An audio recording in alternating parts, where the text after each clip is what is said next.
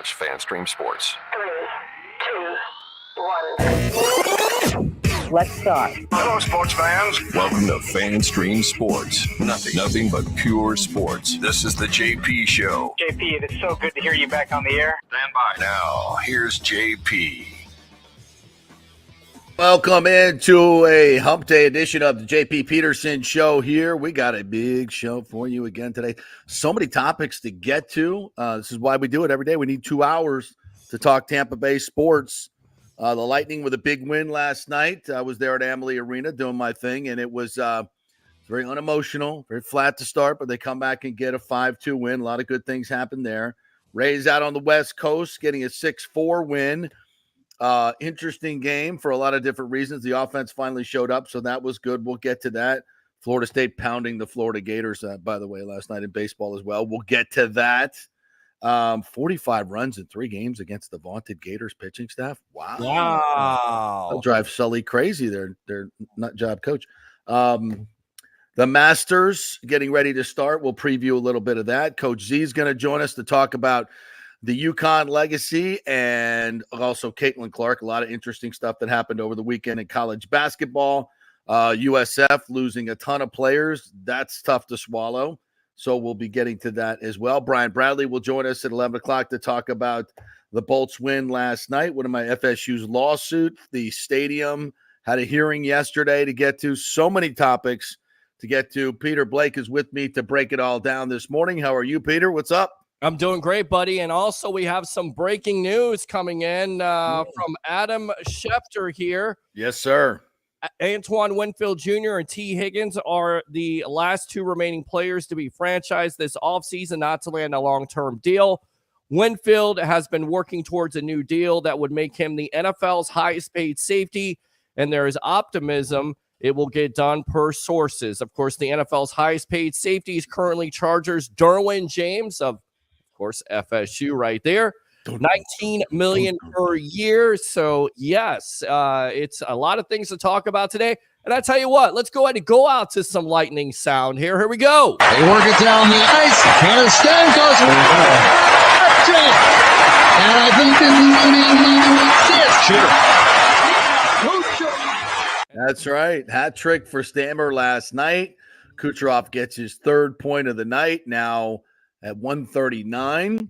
Let's see. McDavid had a couple of points last night before the postgame show we signed off. I don't know if he got any in the 3rd, but Kucherov still has the lead with 139 points, which is just an incredible record. It's the Lightning season record. It's just the numbers he's putting up are just stupid. The assist he had last night, the spinorama to Braden Point was just, virtuoso Kucherov. As he protects the puck, spins around, and just puts it right on Braden Point's stick, right on the tape, and he buries it for his 44th goal of the year, by the way. Stamkos gets the empty netter, his 39th goal. Stammer's going to have 40 goals, his 7th 40-goal season. You know, it's interesting. The 2 guys, legends here in Tampa Bay, everybody was so upset that we didn't pay him and didn't give him a contract extension. They both go out and have career years. Stamkos is having maybe not a career year because, of course, he scored 61.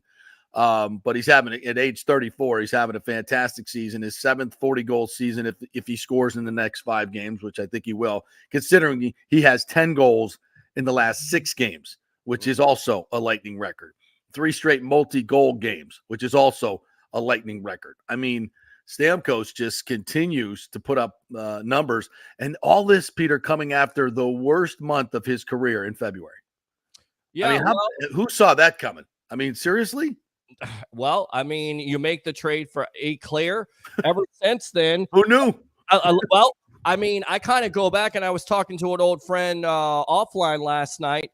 11-2-1 the last 14, and it kind of reminds you of what Daryl Sador, right? Eclair, you know what he could do with the Florida Panthers last year. Not a flashy name, but that gritty presence. He has that veteran mentality. He galvanizes that locker room. He gives the other line something to feed off of, and this Lightning team has fed off of it. And I tell you right now, nobody wants to play this Tampa Bay Lightning team when they get to the Stanley Cup playoffs, simply because of the fact they have the experience, they know what they're doing, and Oh, by the way, they have the best goaltender still, whether he's hurt or not. He's starting to become the old Vasilevsky. That's the reason why they've had so much success lately.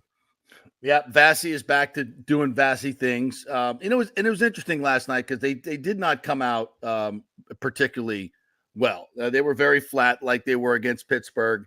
After clinching, you understand after clinching like they have that it just, there's a human nature part of it where you just exhale a little bit. Yeah.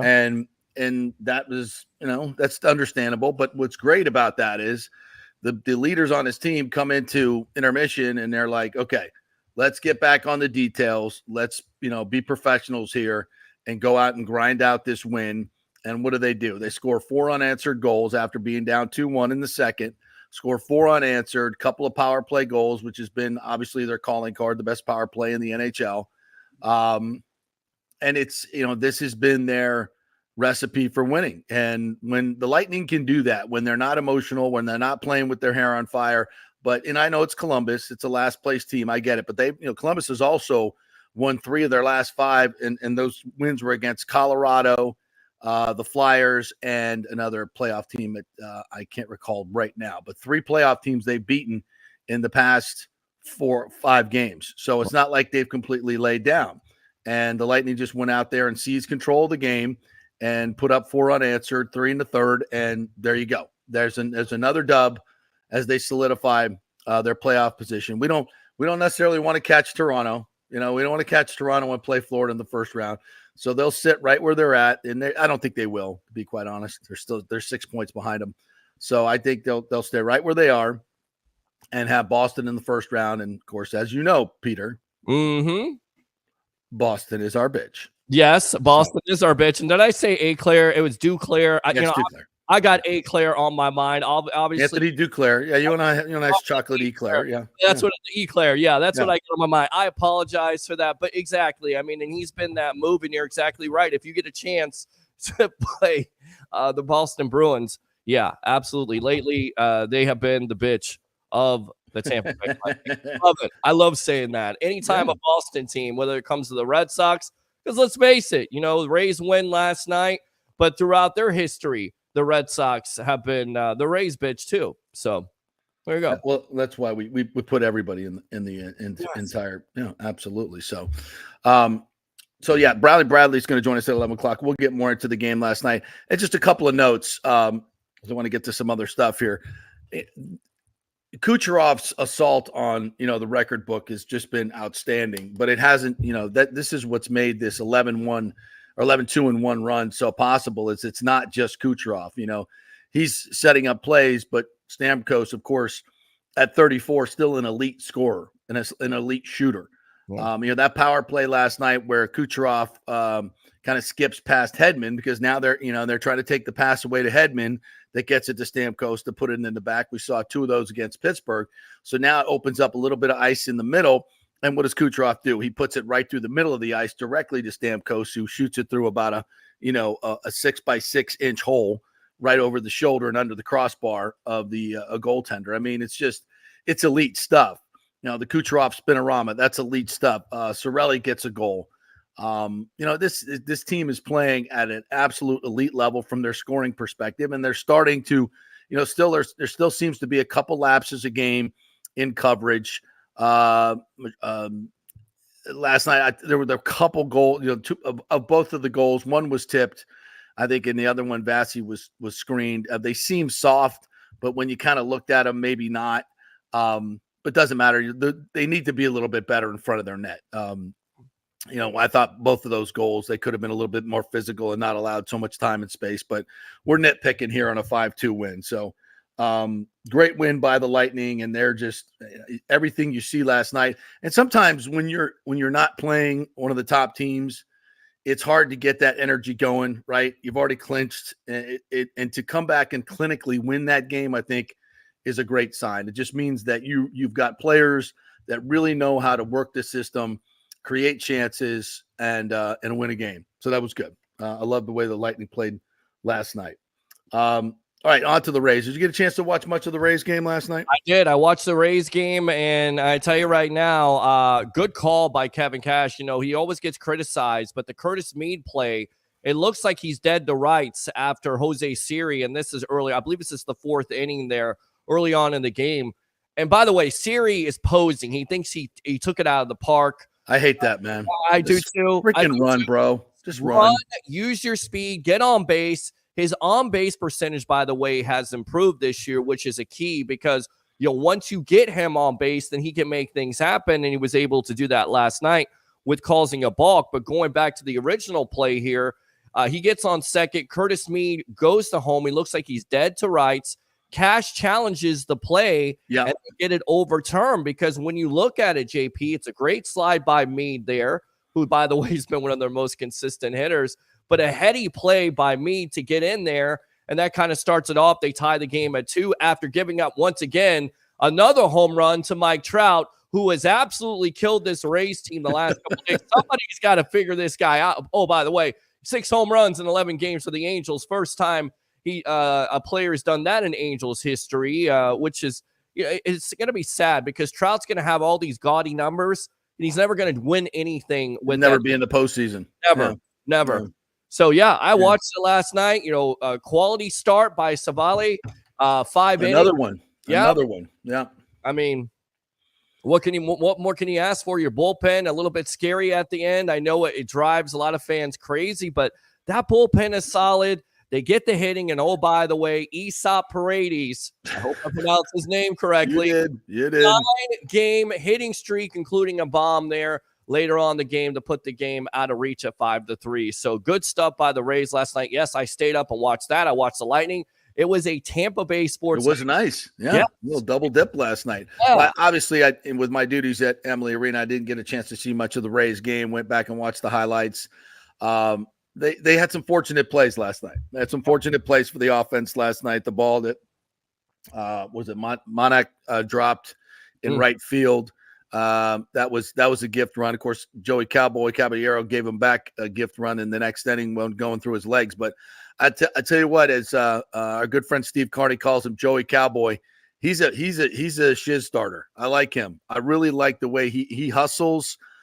He's a really typical Rays player. I really like his addition. I mean, obviously we don't like the ball going through your legs, partner, but he, couple of hits last night, 2 RBIs last night. That double that he had in the later on, he's unlike Siri off the bat. He's thinking double and he's running hard and he gets there easily for the double and he scores as well. So that makes a difference.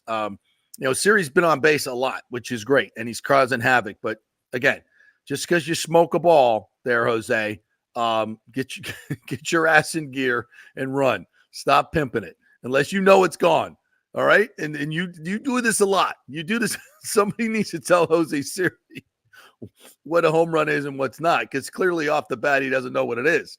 So let's start running when we need to run, Jose. Okay. Let's do that. Yeah.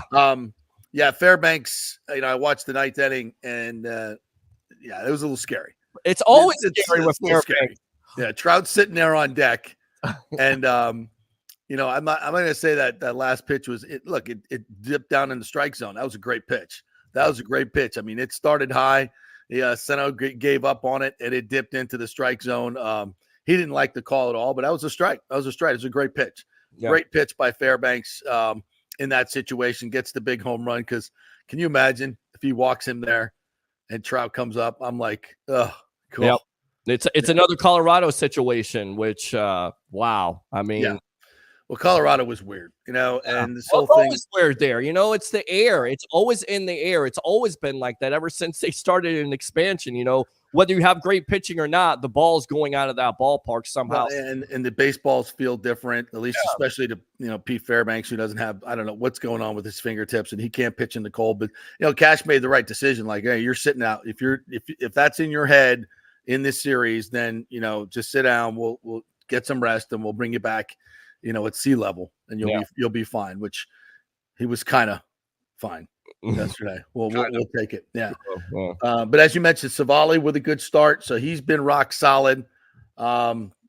by the way, Glass now has won. They've won all 3 of his starts. The Dodgers have. He's trying to rub it in like a scab. You're trying to pick at it, Yeah. keep on picking at it. Yeah, it's not surprising. It really isn't. I mean, the first run where Mead, they send him around third, and then he's thinking about going feet first, and then he decides to go head first. And oddly enough, I think that's what made him safe, because his body was kind of contorted when he ended up going head first. And had he gone feet first, I think he's out, because the ball clearly beats him to the plate. Yeah. But since he kind of contorted his body because he couldn't decide, it kind of left a hole there, and the catcher couldn't get the tag on him. And yeah, good on Cash and the group there for challenging that one, and they get a big run right there. That was a big play. That was a big play. And Meade said he didn't really like seeing the highlights. It doesn't look so smooth, but I think in the end that's why he was safe. But well, it's the new catching rules also, because the announcers at the time, Stats and Anderson, they thought the catcher was kind of interfering, put his knee there. But then you look back I didn't see that at all. Yeah. Right. He's reaching back, but Meade has already touched the plate. He's already crossed the plate with the back slide there on the back of the plate there. So that's the reason why he's safe in the first place, because he didn't make the tag. And they looked at it. Thank God they looked at it, because that was a big play in that game. It shifts momentum, as we always talk about. By the way, we got some more breaking news here. I feel like we should have like a breaking news. Yeah, I need that. Green Bay and Philadelphia to open up the 2024 season on September 5th in Brazil on the first Friday game of opening weekend in more than 50 years. Yeah. The NFL becoming international right before our eyes. I'm not a big fan of Friday Night Football, NFL. Let's not be taken away from the high schools. That's not cool. But I get it. You're going to Brazil, the travel, all that stuff. I get it. As a fan, I really have no appetite for these international games. The players don't like them. I don't think they're particularly good games. There's a lot of stuff around it. It's a money grab. I'm like, whatever. I'm not going to go gaga over this stupid stuff just because they're playing a game in Brazil. I think there's no need for that, but whatever. I'm not trying to be Mr. Negative on this stuff, but it's just a money grab. It's a money grab for the NFL. Like, they need more money. They need more money. We're going to go play games in Brazil now. Really?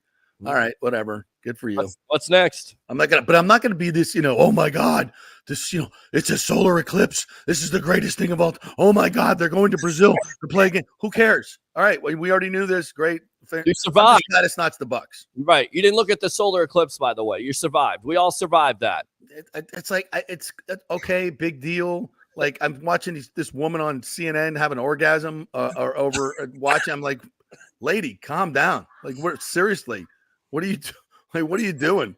Like, oh my God, look at this. We've got another 90 seconds. I'm like, Jesus, it's just an eclipse, lady. Yeah. Like, it happens every few years. So, yeah, totally. It's getting dark here. Oh my God. Yeah, like it does every night. Right, exactly. Go out there about 7:20. Oh, it's getting dark. Oh, wow. Dark. It always gets a natural phenomenon. Wow. Yeah, exactly. Total eclipse of the media. But I just love these things where the media just tells you this is the most unbelievable thing, and inside your soul you're going, not that big a deal. Right. Sorry. No. All right, we got to take a quick break because we got to get David Zimroth on. He's got some things he's got to do, so we got to get some basketball talk in here, and there's lots to get to. We're going to get to the Bucks. We're going to get to the Rays, more Lightning, all that stuff, FSU, the stadium, all that stuff is coming. But next, we're going to talk some basketball with Coach Z. We are brought to you by the great folks at Hydrate Heroes. We are presented by Hydrate Heroes each and every day, so we thank them. Great beverage with benefits. Go to hydrateheroes.com and get your really what is a sensational hydration drink, free of all the nonsense that you get and all this other stuff. It's good for you, not the caffeine and not the sugar and all that stuff that's in most of these drinks. It's hydrateheroes.com. And we're brought to you by the Jeeves Law Group as well, JEEVES lawgroup.com. Get a free case evaluation with the Jeeves Law Group. Back in 3 with Coach Z.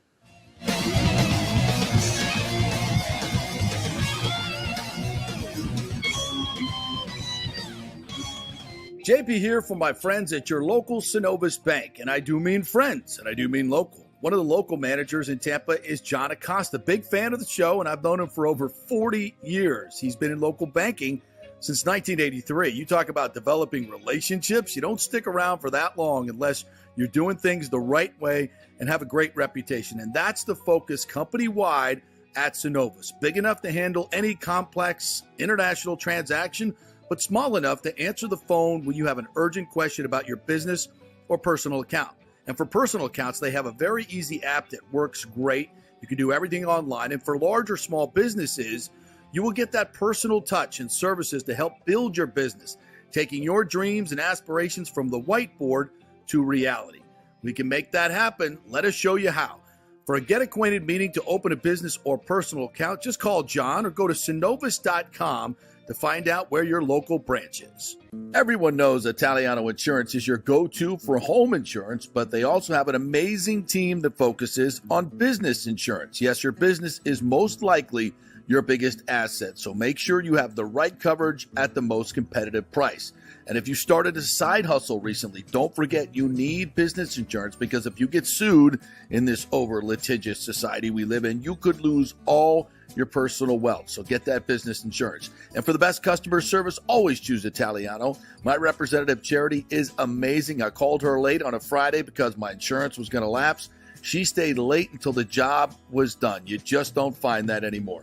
Give them a call, 813-877-7799. That's 813-877-7799. Italiano Insurance. JP here for the Geddes Gordon Real Estate Group and our good friend Jane Geddes. Folks, simply put, there is nobody like Jane. Jane is a former LPGA two-time major championship winner. She was also vice president of talent relations at WWE.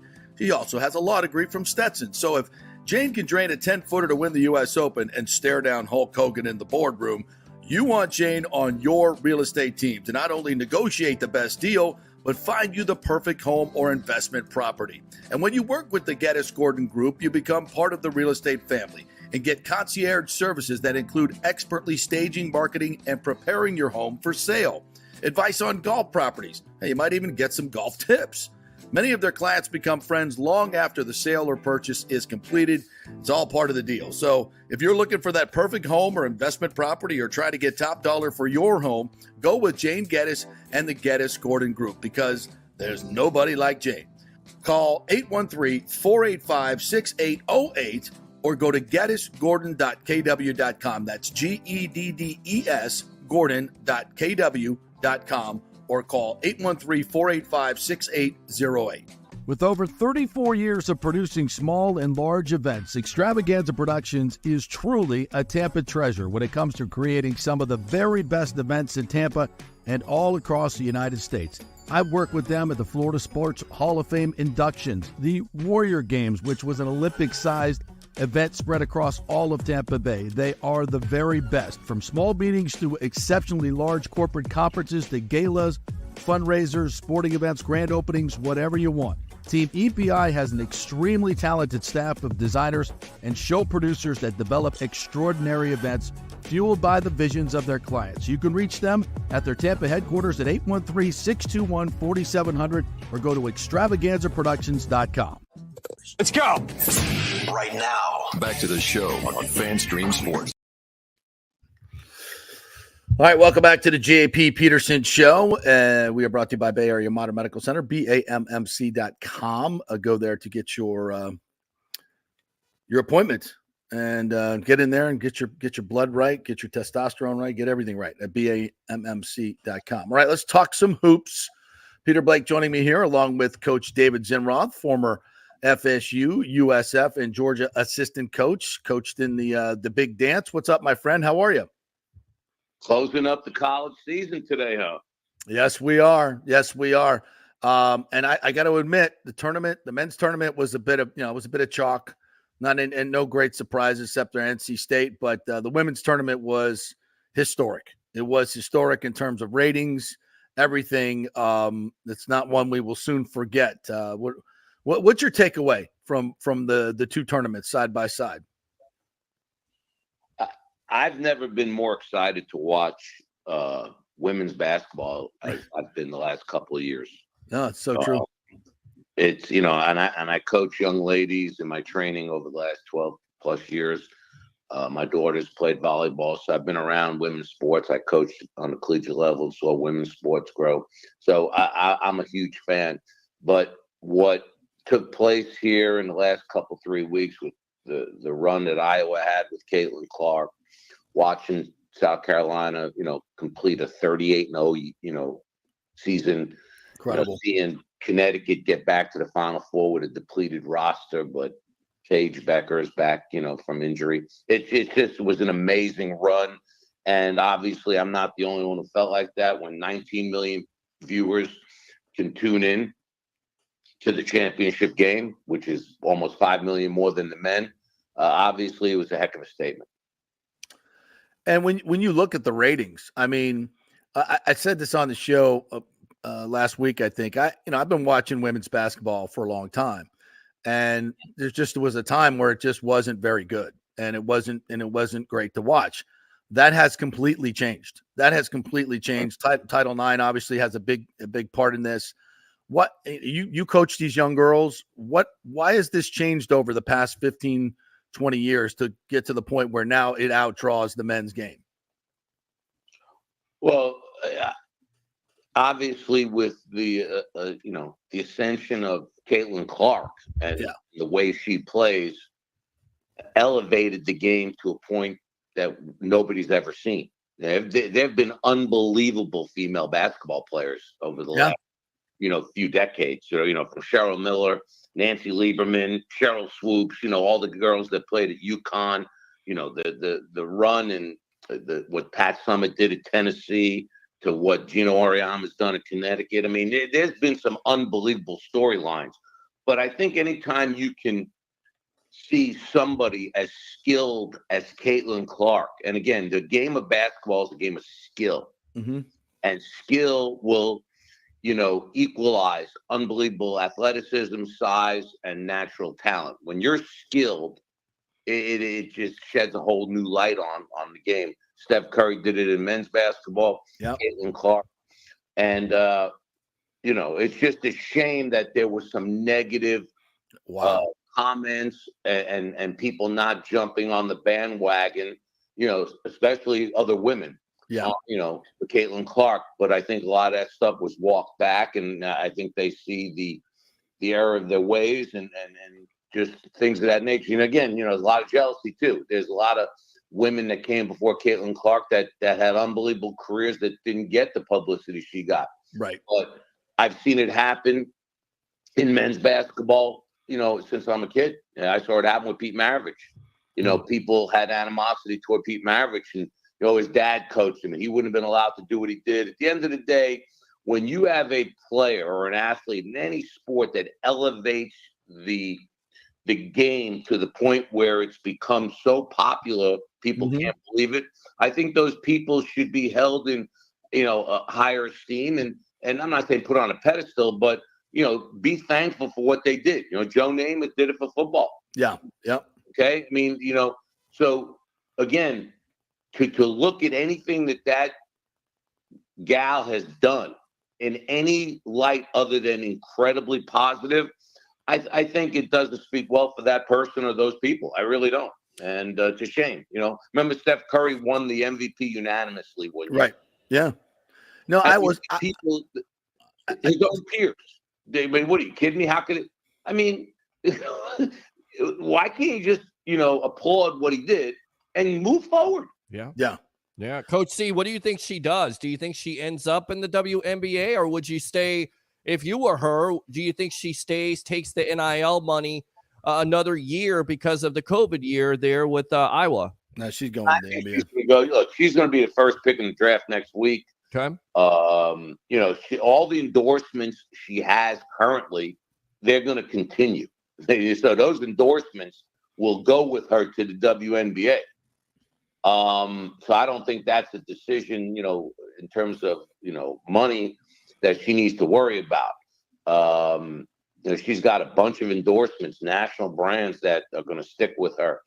I really believe that wherever she goes, that franchise needs to do what they did with her at Iowa. I mean, to bring her in and put the shackles on her would be catastrophic. It makes no sense.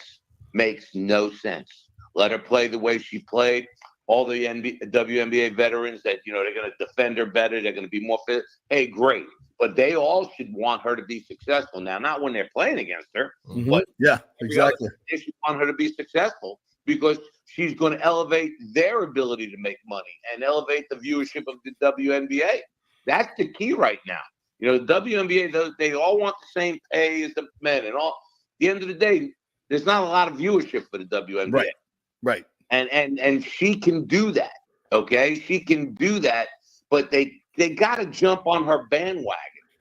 And that's how I feel. Look, I'm gonna watch. I watch girls basketball, women's basketball. I watch it. I think it's incredible. Yeah, games played below the rim. The skill set is unbelievable. The teamwork, the camaraderie they show out there. And anybody that had an issue with how Iowa played this year, they're out of their minds. Yeah. That group was as close a group as I've ever seen. Again, I wasn't personally involved with them, but just watching them, I mean, they had a genuine love for each other. And I thought the coach there, Coach Bluder, did an unbelievable job. They just played against a team that was better. They were better basically at every position. Yeah, deeper. Yeah, no question.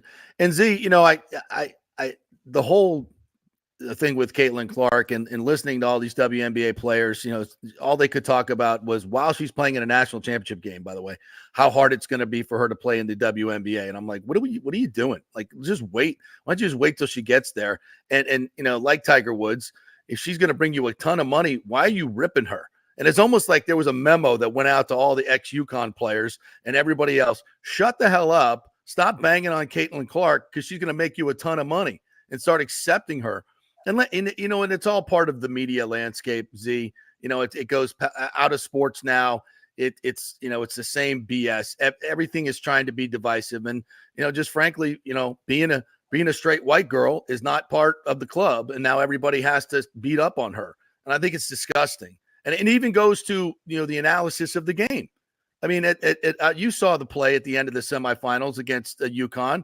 It is a clear moving screen. I don't think I've seen a more blatant moving screen, and a chicken wing that comes up to the head of the girl that I'm trying to remember her name that was guarding her. But it's on the primary ball screen for a girl who's about to take a shot to win the game. And Rebecca Lobo's on there saying, "Oh, it wasn't even germane to the play. It wasn't even part of the play." I'm like, "Are you out of your mind? I know that's not true. I know you know that." It's crazy, Z. What is that? To the naked eye, at the moment it happened, it might not have been the greatest call. But everybody wanted all the instant replays and the reviews, and they all wanted that stuff. Okay, now you have it in this day and age of, unbelievable technology, and the videos that came out subsequently, yes, show just how much she moved on that screen was ridiculous. Okay, referees are bashed all the time. I'm sure that guy probably got bashed right away. And why'd you call? But at the end of the day, guy made the right call. It was courageous call to make against an absolute legend in the game of basketball. It was the right call. It turned out to be the right call. And then even Gino Auriemma said it. He goes, "We then had another chance, and if we rebounded the missed free throw." I mean, the best player in the world missed her second free throw. They got whatever, how many seconds left were at the time, 3 seconds maybe. They could have maybe got a shot off. You never know. Could have called. I don't know. But, I thought Paige Beckers handled the entire situation better than every, analyst, agreed, commentator, coach, and that's where they all need to look in the mirror. Like, you got a 22-year-old girl that just sat out 2 years of basketball that was devastated to loss. She handled that controversy better than anybody else. Yeah, she did. Now, speaking of controversy, where do you project Angel Reese? Because, there's been a lot of a talk of her, how dominating she can be, and then it's off the court stuff with social media. And where do you project her with the WNBA? Do you think she's successful? What do you think of her play this year, last year? I mean, go ahead and just give me the synopsis and analysis like you always do here on the JP Peterson Show. again, she became an extremely popular athlete last year in helping LSU win national championship in Coach Moakley's first year. For sure, it was her first year. So she became an overnight sensation. You didn't hear a lot about her all year long. She was a transfer from Maryland, and then boom, all of a sudden she's an overnight sensation. Celebrities want to be part of her life. The Twitter people. I mean, listen. So those things affect everybody, and this year they fell a little short. Yeah. She was, held out a few games. There was a bunch of different things, but she's going to be a good pro. She knows how to play. She's got good size. She understands what she's good at and what she needs to become better at. She's already working on those things, and they'll utilize her accordingly, and she'll have a nice pro career. Is she going to be one of the better players in the WNBA? I don't think right away, but the girl's been pretty successful. I mean, She knows how to win. She knows how to compete. She doesn't make a lot of mistakes. Being a lefty helps her. She's not a great perimeter player. They don't play her on the perimeter, but you watch. She's going to improve, and she's going to be effective. She'll be top 4 or 5 pick. She'll have her endorsements and stuff like that. She's an emotional kid. Look, they're all emotional. They live and die with the Twitter accounts and the Instagram. I mean, look, it's the way of the world. But at the end of the day, there's no denying how successful that young lady's been. Yeah. She's making a lot of money too, and good for her. Good for her. She takes a lot of crap, I know, but good for her. The young kids having to put up with all this stuff. They bring a little bit on themselves. I totally get that, but there's still a lot of mean people out there that don't need to be that mean. They all take a lot of crap. They do. Caitlin does. Angel does. They all do. How much you're going to let it affect you, how much you're really going to care about it, and how much you're going to be involved with doing it. I mean, you take that girl who ran into the screen, Gabby Marshall, she was getting crucified on, Twitter. Yeah. So what you do? She shut it down. She said, I don't this. I mean, exactly. Don't look at it. Twitter if you want. Yeah, there's an off button.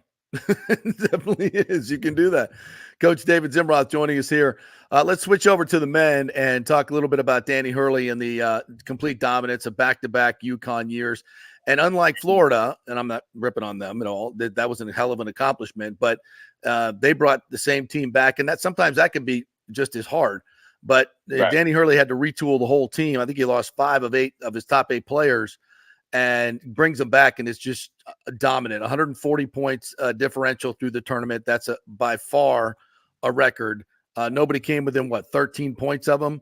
That was freaking an awesome display of coaching and execution and talent, in my opinion. Your thoughts? I agree with everything you said. Look, they were just better than everybody they played.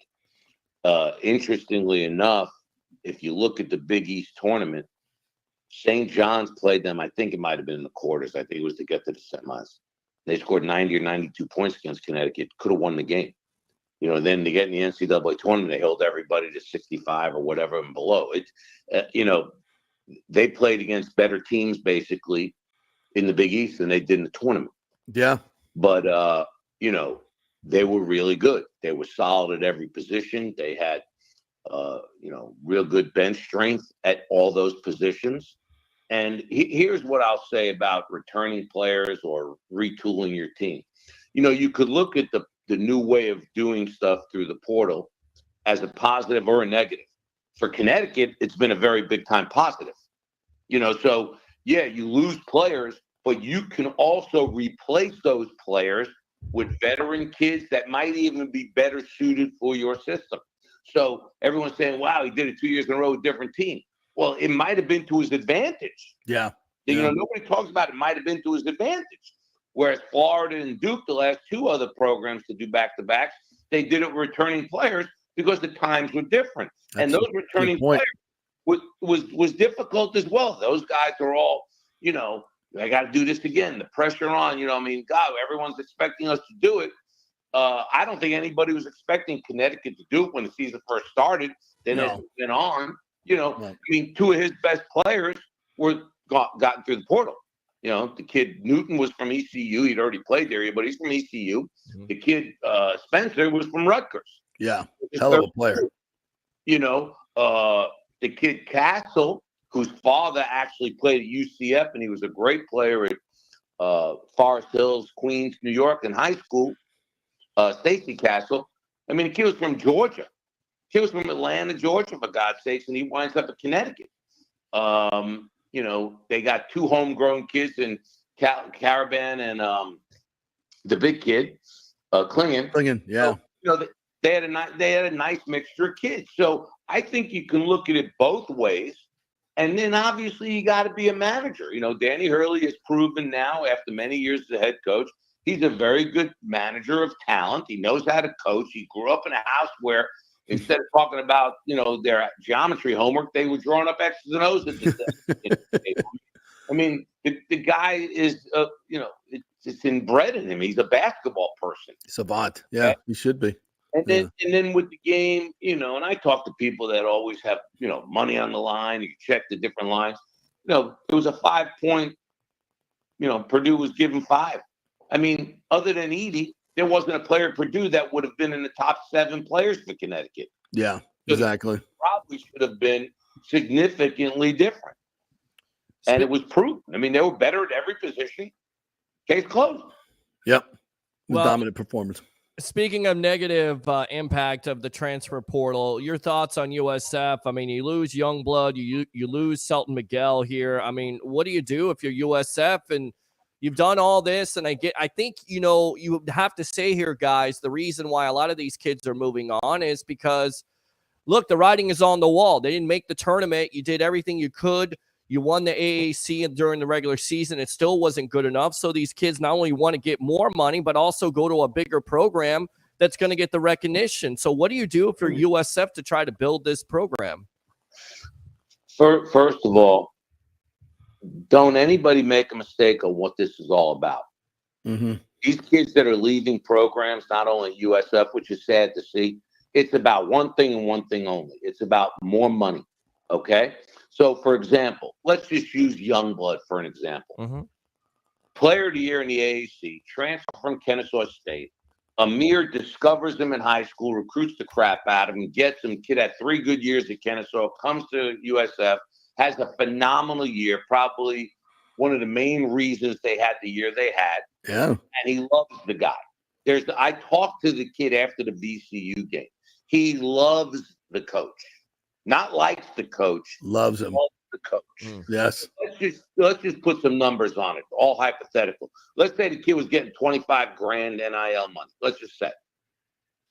Through his contacts and people and his intermediaries, he's told, you put your name in the portal, you're probably worth between 150 and 250 a year for one more year at these particular conferences. Right. Yeah. Go to Amir and say, Amir, I love you. I don't want to leave. I'm not an NBA player. I don't know how much money I'm going to make in Europe. I got a chance to make $200,000 more than I'm making here. Guarantee you, Amir said, I'm going to be able to get you more. I'm not going to be able to get you that much. You need to go. Yeah. Guarantee you that's the conversation that took place. Now, I'm not saying it takes place with every kid like that, but I was with that kid. I spoke to that kid with Cedric Smith and I. That kid is a splendid kid. Great kid. He's been on the show. Not said to, I'm a complete stranger. You don't know me. I introduced myself to him. You don't know who I am. Says, I love the guy. Yeah. Okay, so that's what's happening right now. I heard of another situation. So again, you asked me what USF does. USF's got to go into the portal.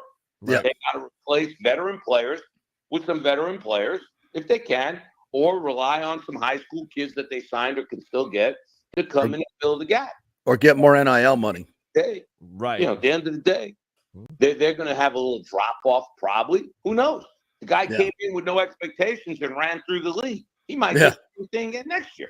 Yeah, that doesn't happen every year. That's for damn sure. And you know, USF has to pick up their NIL. We've said this before about football and basketball, and you just got to compete. And it's hard to compete when you're in these leagues that don't get as much money as the other leagues. And that's why we're going through all this upheaval that we're going through. And it's not good for college sports. Now, JP, you and I have talked offline about this. Okay, let's put it on the coaches, you know, in respect of what the coaches have, you know, put in front of them sometimes. So now the season's over. 2 weeks after the season's over, the coaching carousel's all wound up again. Right. All right. What if Baylor wants Amir to be the head coach? Mm-hmm. He's going to meet with his team and say, I love you guys, but I got to go. Gotta go. I gotta go. Or I'm Kentucky. not turning down $4+ million a year. I'm not turning it down. Right. USF comes in. Amir, we don't want you to leave. We love you. We give you more money. We can't give you $4 million a year. Right. What are you going to do? Gotta go. It's business. Everybody's window of making money is very tenuous. You never know when you're going to be able to get a hit like that. So it's hard to turn down that kind of money. It's just hard. Yeah, and it's, USF people get mad at me for saying this, but I'm like, there's teams are going to come after your good players and your good coaches. If Alex Golish has another great year, guess what? He's gone. And same thing with Amir. And this is why Michael Kelly knows this. He knows this. And it's why you've got to get into these bigger conferences to get more money. Everything's going to shake out here in a couple of years. We're talking about super conferences and everything else. Hopefully USF is included in that. They should be. But we'll hit that when we get to it. Right now, the landscape we're dealing with sucks for USF. It sucks for USF in a lot of different ways. It's completely unfair, but it's the way, the powers that be allowed this to happen in college sports. They could have changed it a long time ago, but they were too greedy to do it. So this is what you get. Unfortunately, programs like USF have to put up with it. And it's just the way it is right now. You look at what's happening in Lexington, Kentucky right now. Yeah. Who's getting that job? The romance was over. Yep. And he had a chance to get out of there. He gets out of there, Calipari, and now Kentucky's got to hire a new coach. So let's say they hire Scott Drew from Baylor. Well, what's the natural move after that? Bring back Jerome Tang, who was the assistant there for the whole time. He was there for 20 years, and he leaves Kansas State. Okay? Now Kansas State's got to go find somebody. And this is what happens. This is Pat Kennedy and I sat down and did a thing one day at the pool deck in the Orlando Marriott Airport. We sat at the pool for hours, our planes and flights were canceled. We just sat there. And we did a thing called the business of basketball. We put together a document. We were just throwing stuff out there. Right. It's the business of basketball. This is what happens. And it happens in the home of recruits. It happens in the offices of college basketball coaches. And this is how it goes. And you got to navigate it the best you can and keep moving forward and not complain about what just happened. Yeah, Yep. absolutely. I want to ask you one NBA question because I know you're going to wrap this up. You got things to do here. Thanks a lot again for joining us here. No, I'm with you guys for the duration. All right. Good, because I got another question for you. Go ahead, Peter. Yeah, well, with the Greek Freak here and the injury and the situation with the Milwaukee Bucks and the NBA, can the Orlando Magic make a move? Is this the door? Is this the window, if you will, of opportunity for them to make a move in the Eastern Conference? I'm a fan of the Magic, always have been. I will never waver on it. I think it's an unbelievable place for a guy to play in the NBA and live. Mm-hmm. They've got a very interesting team. They're young. They have great legs, fresh legs. They're skilled. They're deep. They play together. I think regardless of what's going on, they can make a run because they've been making runs all year long. Mm-hmm. They're just a good team. And good teams without those expectations can really do some damage in the playoffs. It's always been my opinion. You got to be careful of those guys. They're playing, with house money. No one's expecting them to move on and do great things. When was the last time you heard anybody talk about Orlando Magic? And Nobody. Tracy McGrady. And everyone else is coming in with pressure to perform. It's been 2 years since they've been in the finals. They've been in. I'll tell you what, I wouldn't want to play against them. No. I wouldn't want to play against them. We had John Starks on the show, NBA Knicks legend. He's in the front office with the Knicks right now. And I asked him last week about the Magic, and he was like, whoa. He goes, those guys, they scare me. He goes, they are young, they are talented, they are hungry, and they play hard. They play really, really hard. So he was very impressed with the Magic. I was at the Magic Knicks game about a month ago here in Orlando, and it was and he was like, yeah, they took it to us. They took it to us. So yeah, the Magic, they got something growing. I didn't even hear that interview, and I said the same exact stuff. You did. I'm not even in the business. Yeah. You did. I tell you right now, guys, I feel like they could be missing one piece. Talk around the league is Klay Thompson could be that guy that they go after in free agency. Coach Z, is that somebody that you think the Magic should tab next free agency if you feel like you're almost there, if you're at championship level? Klay Thompson. Can we get Stephen? I'm a big believer in the stuff that has helped you become successful, and you've got money beyond belief. Why mess with it?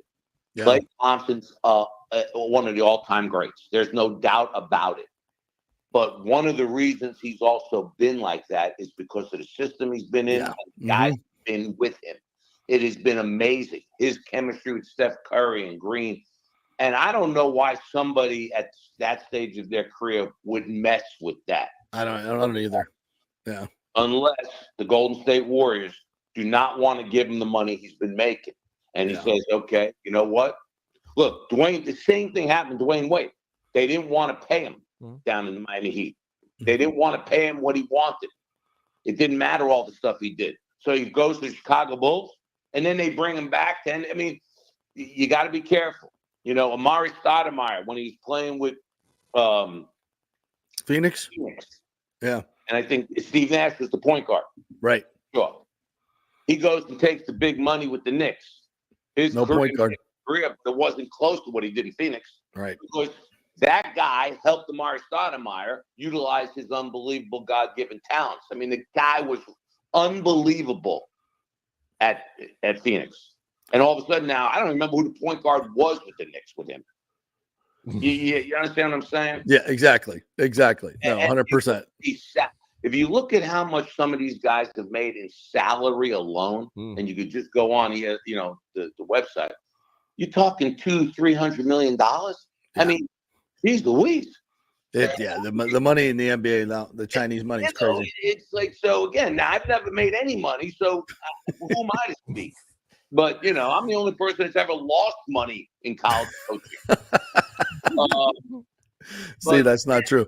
Hey, before you go, I gotta, because I almost had to laugh at, honestly, the whole situation when Dawn Staley was asked about transgender men playing college basketball, and she had, you know, she took a sip of her drink, you know, she thought about it for a little while, and she said that, yeah, sure, go ahead, you know, if you feel like you're a woman, come. And you know damn well she doesn't believe it.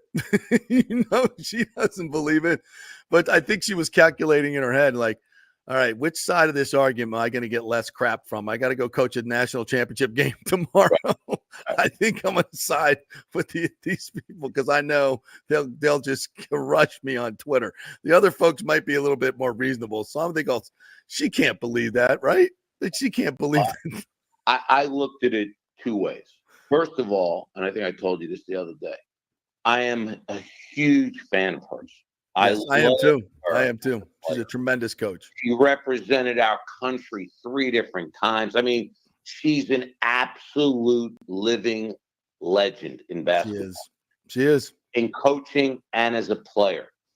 I thought the question was ridiculous at that juncture of the year. For what reason would that guy, whoever he was, ask that question? It literally had nothing to do with the Final Four in the national championship game. So if you're asked that question, you could do one of two things. You could say, sir, now's not time or the place to discuss that. Yeah. It's very important. That's what Booter said. The Iowa coach said that. He said. Yeah. Or you can bust the guy and just say, that next question, you know, one of those things, like, why would you ask me that question? So I thought she was put in a very difficult position. Yeah. Because she had to answer it in some fashion. She chose that one. Do I think she believes it? No. No. But no way. Said it. And I think the way she finished the championship night and the things that she said about Caitlin Clark on national TV right there. Class act. She basically walked back everything. And I would not hold that against her because sometimes people just say things that they don't mean. Right. And you got to deal with it. I think it was a calculated answer at the time. Yeah. Chandler Parsons was unbelievable. Did you see what he said? Who said that? Parsons said, so you're telling me if Zach Edey thinks he's a woman and he can play against you next year, that's okay? Wow. So no, It's not. I don't. That's why I laugh about it. People are getting so, crazy about it. I'm like, listen, she doesn't believe that. She had to say that I think it tells you more about the state of the world that we live in with social media, where she chose a side that she didn't think she would get as much grief from, and in the moment, so she could go coach the damn national championship game. From a journalistic standpoint, I kind of understand why they asked the question at that particular time, because it was going to get the most play. I get it. Right. And frankly, you don't have a lot of audience with these coaches anymore. You just don't have, press conference openings anymore with the people that you need to ask questions. So, and that's part of it. If you're not going to make yourself available, and it goes all the way up to the president of the United States, when you get an opportunity, you got to take your shot. So I kind of understand it from that way. And Dawn could have done what the Iowa coach did, Buter, and just said, I understand the question. I get it. Now's not the time for me to get into that. I got a game to coach. And that's what she should have done. Look, I'm not going to get outraged about it. Like so many people, I'm like, I think it's just more funny. That's what she felt like she had to do. And it speaks to the world we live in today more than anything else, which, there ain't no way that Dawn Staley wants that in women's college basketball. There's no way. Everybody wants to walk that tightrope, and if I don't choose the side, right. maybe it's, better for me personally and professionally. I do want to end with one thing. We didn't get a chance to really talk about John Calipari and that whole, debacle per se in Lexington. But I remember talking to a couple of my guys in the business, and I said, when they had that press conference with him and the AD after their season was over, where their meeting was, like televised, I said, this guy will not stay coaching at Kentucky. It's just a matter of time now. There's something that's going to happen, and because that was, in my opinion, an embarrassment. I have never seen an athletic director and a head football or basketball coach meet publicly about this is what we've come to the decision on, et cetera, et cetera, et cetera. Right. It's almost like you're basically putting me in a position where I am going to go around your back and I'm going to get out of here. That's right. Yep. You can see it coming. You're right. You nailed it. One bit. I will say this. They did underachieve the last 4 or 5 years. There's no question. Okay. In the tournament, not so much in the regular season, in the tournament. All right. But if you're going to get on John Calipari's back, it should have been 3 or 4 years ago when he was 9-26, not when he was 25-8 and gets upset in the NCAA tournament. Okay. Because there's two things Kentucky's not used to. They're used to playing for national championships, even though they've only won 4 in the last 40 years. Right. Okay. And and then their fan base doesn't want to hear about first-round draft picks. They just want to know we in the hunt for a national title. Right. All right. That's their fan base. So Kentucky's not a pro sports state. They don't care about what's happening in the NBA. They want to know that we're going to be in the hunt to win it every year. And that's where the frustration came in. Okay.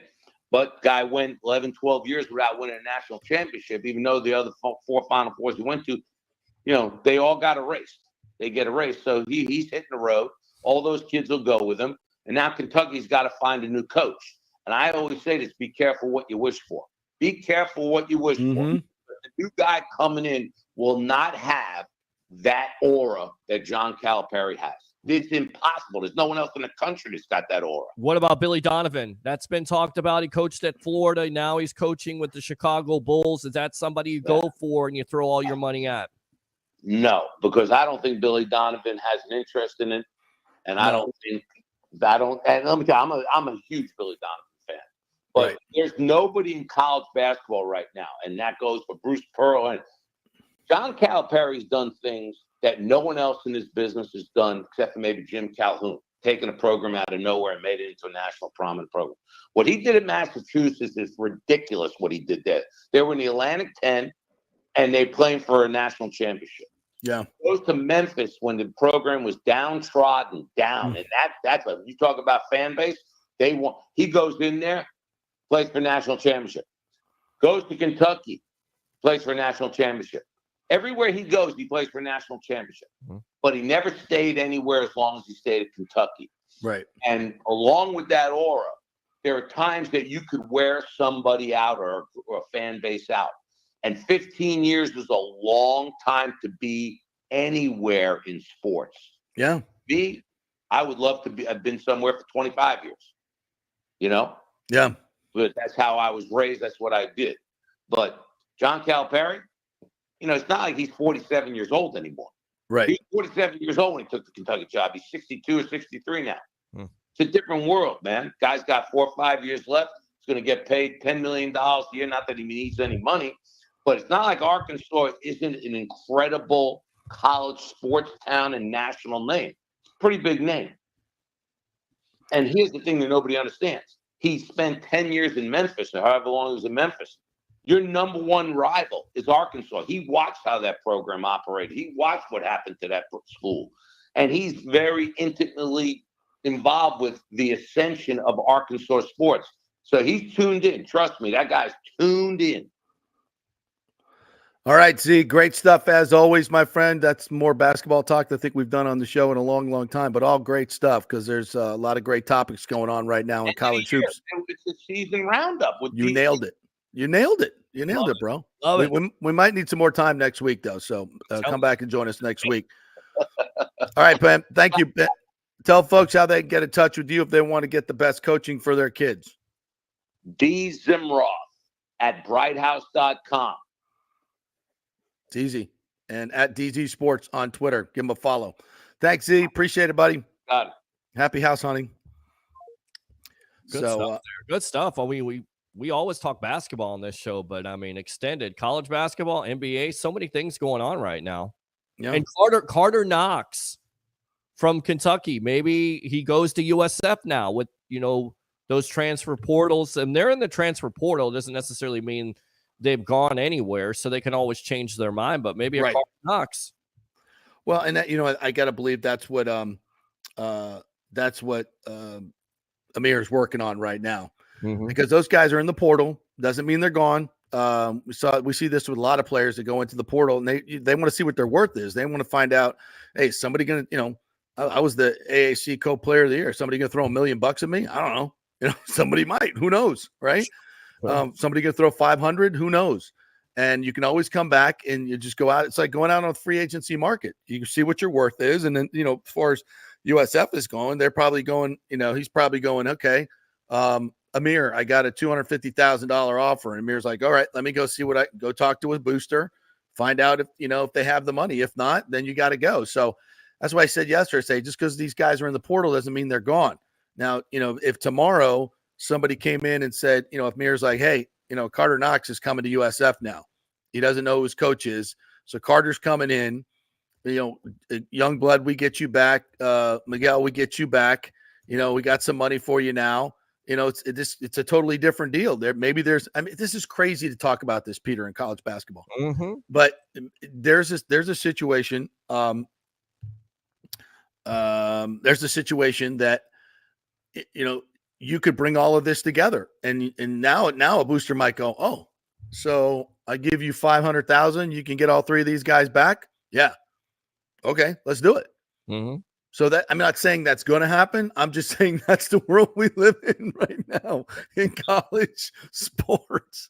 This is what's going on, you know, and as much as you want to hate it, it's better than the alternative. These kids just getting exploited. I'm sorry. Coach, I'm not going to be an old head here and just go say, oh, I yearn for the days when all these college athletes were being exploited because it was more simple and we knew we're kids. Sorry. I just because we all want it to be like it used to be, it wasn't fair. It wasn't fair to these kids. So I'm sorry if we have to deal with all this stuff. It's the greedy people that run these leagues that are to blame, not the kids. So let's get it together, find a way to pay the players and, you know, get some stability going, show some freaking leadership, do what's right, and we can get back to normal. Instead of everybody bitching about it, it's coaches who bitch about it. I'm like, shut the F up. Well, all right?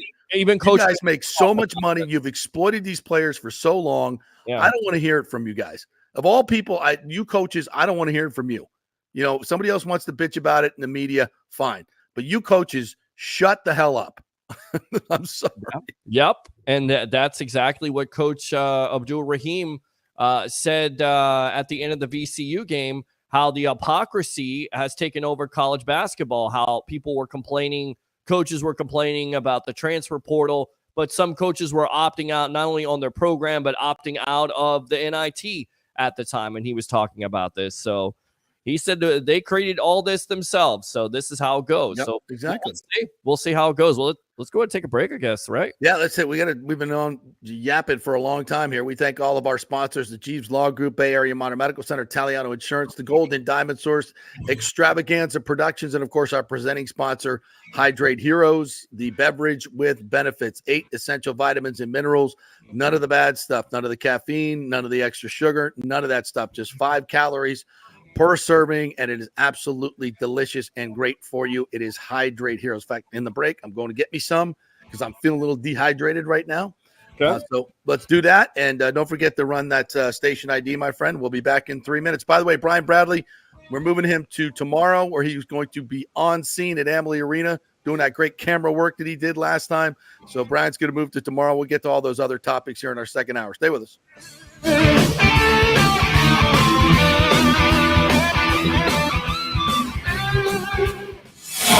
This is The Strike. 102.5 WHPT, HD2 Sarasota, Tampa, St. Pete. JP here for the Jeeves Law Group and my man Scott Jeeves, who lives right here and has long been a highly respected member of our community. He's a proud sponsor of the Tampa Riverwalk.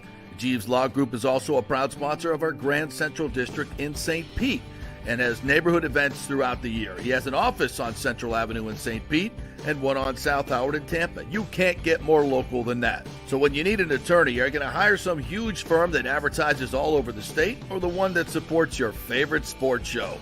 It's the Jeeves Law Group. We're local, we're trusted, and we get results. For personal injury and personal attention, call us for a free case evaluation. That's 8889-JEEVES. That's 8889-JEEVES. All right, this is for all you guys who don't want to go to the gym and do 5,000 crunches. At Bay Area Modern Medical Center, you can get on the new True Body machine where you can reduce fat and tone up your muscle. It's like doing 54,000 crunches in just 15 minutes. Define your body as you see fit. True Body offers personalized muscle stimulation that delivers the equivalent of those 54,000 crunches in just 15 minutes. Just get in touch with them at Bay Area Modern Medical Center, BAMMC.com. Chris Lugo and the team over there will set you up on True Body and get amazing results. Non-invasive with comfortable and little to no pain and zero downtime. You can isolate and target those areas that you want to improve and treat multiple areas simultaneously. It's an amazing machine, so check it out at Bay Area Modern Medical Center, BAMMC.com. Did you know Steve Weintraub founded the Golden Diamond Source over 40 years ago by selling gold-plated sand dollars? And to celebrate, the Golden Diamond Source is selling gold sand dollar jewelry with the proceeds supporting Julie and Steve Weintraub's foundation, Hands Across the Bay. Yes, in 1984, Steve opened their first location, expanded to 9 stores as far as Atlanta, but now they've consolidated all that inventory under one roof, becoming one of the largest family-owned fine jewelry stores in the country. Julie, of course, joined forces with her husband 20 years ago, and they're going to celebrate by offering up to 40% off select jewelry items. Plus, with gold prices near all-time highs, it's the perfect time to trade in your broken or unworn pieces for something new and stunning. Unlock the value in your jewelry box today at the Golden Diamond Source. It's always one place, and it's always a great place. The Golden Diamond Source celebrating their 40th anniversary, 3800 Olmsted Road, always online at theGoldenDiamondSource.com. Let's go! Right now, back to the show on FanStream Sports. All right, welcome back to the JP Peterson Show here. That was a fun discussion. Yeah. Basketball isn't big in Tampa Bay, but these topics, I think that was a very interesting discussion on a lot of different levels, because it's not just about Tampa Bay basketball. There's a lot going on that's interesting in the world. So I hope you guys enjoyed that conversation with Z, because Z, he's been there and he's done it. So I think it's always nice to hear his perspective on all that. So And it's big money, man. It's Yeah. such big money. Absolutely. And Orlando Magic, I mean, they're not too far away. I think people are starting to get excited about them. They have some young players that we continue to talk about. Yeah. So, and who knows? Maybe the future is now. You just never know. I mean, Milwaukee has their fair share of injuries at this point. Yeah, Giannis went down with a non-contact injury last night. So that's not good. And even knowing Doc Rivers, I mean, say whatever you want to. He's been to multiple teams, but what has been the bugaboo for Rivers as a coach? He has not been able to get his team over the top. So who's to say this Orlando Magic team may be able to make some noise here? How about the New York Knicks? Julius Randle going out with a major injury there. So I feel like the window is open. And if you're a Magic fan, like I've been, since their inception, I'm kind of excited to watch, playoff basketball and what they can do in this postseason. I'm just saying. Yeah, I'll be interested. I think we're going to go to the game on Sunday. All right, take the fam to the game on Sunday. So their regular season finale. So let's see what happens in the playoffs. Yeah, hey, this is interesting. I just saw this on Twitter. So we're talking a little bit about the Bolts. Kucherov with another 3 points last night. The NHLPA has named Nikita Kucherov as the best playmaker in the game. And I've been saying this for years, that Kucherov is the best playmaker in the game. People, I don't know, blah, blah, blah, blah, blah. I'm like, he's the best playmaker in the game. He creates offense almost every time he touches the puck. He either creates a play or comes close to creating a play. Never seen anything like it. And he'll be the first winger in NHL history to surpass 100 assists. That's coming, 96 at this particular point. And we'll see if he wins the Art Ross trophy with the most points here. And he's up, I believe, let me check it up to the minute. But I thought that's right. I mean, he's over McKinnon and also Connor McDavid. I think it's like he's at 139 now. Yes, he's at 139. Last check, McKinnon was at 135 last night after the second period. I didn't check the last, but I will here in a second. Yeah, Nikita Kucherov was he got 28.47% of the NHLPA player poll, naming him the best playmaker. Connor McDavid second at 21%, followed by Draisaitl at 9%. So yeah, so finally, at least his fellow players know. If the media doesn't know or doesn't want to admit what's best, at least the fellow players know that he's the best playmaker in the game. I don't, and frankly, that poll suggests that it's not close. It's not close. Yeah. So, well, he's a Magic Johnson of hockey. I have an old friend that told me that. That's exactly what he is, because he can score at any point. He's a sniper, especially if you give him that lane to do that and that space to do that. And then furthermore, like we talked about, he can make more of a difference, not only scoring, but also, being a distributor of the puck. So he's dangerous in multiple ends. And I don't know how he's not the MVP at this point. I mean, there needs to be an investigation if he isn't. And we continue to talk about Tampa Bay sports in general. If you don't give this guy the MVP, then again, there needs to be some type of investigation, or we just admit that they're basically biased towards Tampa Bay sports and they hate us because they want to be us. They hate us because they ain't us. They ain't us. Yes, there you go. That's how you do that. Right. Well, sorry. So also I want to get to a couple other topics. The FSU lawsuit was heard yesterday in Leon County Court, and the judge stayed the ACC's motion to dismiss it in Tallahassee court or Florida court. It's interesting because, the venue discussion, which Scott Jeeves came on to talk about, he said it's very crucial in this. The North Carolina court said, no, we're going to hear it here. We're going to refuse the Florida State's motion to dismiss up here. And the Florida judge did the same thing in Leon County Court. So we could have simultaneous trials going on in both venues. And I guess Clemson's will be, that argument will come up as well, whether that will be seen, or heard, in South Carolina court. So we could have 3 lawsuits going on simultaneously, which just gets to be bananas. Wow. I mean, at some point, I think the ACC just needs to sit down with Florida State and Clemson and just get the freaking, in North Carolina, because I think they're soon to follow. Clearly, the comments made by their president, it makes no bones about it that they're clearly in FSU's court as far as the lack of revenues and the moves that the ACC, the blunders that the ACC has committed in their media rights deal. You could say blunders, but the fact that they're trying to keep it so secret, which is ridiculous. And for those who don't know, the contracts with the ACC and ESPN are being held in a vault in the ACC's office with no one, and no one's able to look at them. This is the most bizarre thing I've ever heard in my life. They're claiming some privilege of there's proprietary information in these contracts. They're so secretive and innovative that they can't be brought out into the public light. And that's exactly what the judge is going to say. Right. Talking about, no, we're not going to take your word for what's in the contracts. Let's see the damn contracts. And they're going to be made public record, especially in the state of Florida. And they have already been, surreptitiously released in some way. There's nothing proprietary in there. It just shows that the ACC was underhanded or completely inept in their bargaining in these media rights degree. No one would give ESPN everything that they gave them that had an ounce of sense in terms of financial dealings in these ways.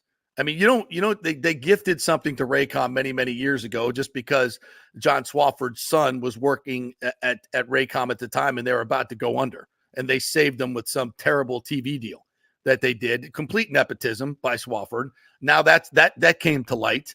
What more are we going to learn when these contracts come to light? Probably we're going to learn that the ACC undersold themselves for whatever reason to ESPN, or is in cahoots with ESPN, or Boo Corrigan is in cahoots with ESPN. Some type of, you just don't give away your media rights for that long. Anybody in the business that looked at these contracts said this is absolutely lunacy. Who would do this? Right. Questions need to be asked, and that's why we're at the table where we're at right now with FSU and in the entire ACC. Who would do that? What morons would negotiate such a horrible deal? Well, maybe some morons that were paid off with some very handsome rewards. Let's look at that for a second. And Florida State feels that way. And then you get into the ESPN snubbing FSU the way they did. All of this is connected. All of it is connected, by the way. This is politics. This is big money. I told you this 3 months ago that this is all coming because of this snub and the way ESPN went about it. And the Attorney General of Florida, Ashley Moody, saying, we want to see your production notes.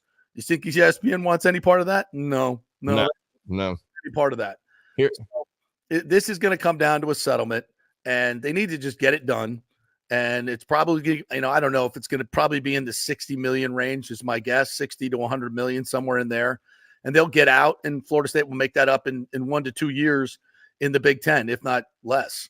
So a lot of changes coming, but I can tell you this change that's coming. Florida State, North Carolina, and Clemson, at the very least, probably Miami, maybe a few more, are going to join them in exiting the ACC and moving on to the Big Ten and the SEC. We'll see where that goes. But as I've said many times, this is probably going to happen by, I would see FSU is in the Big Ten by 2026, maybe 2025. Maybe. Well, there you go. Here's a good comment from Rick from YouTube there.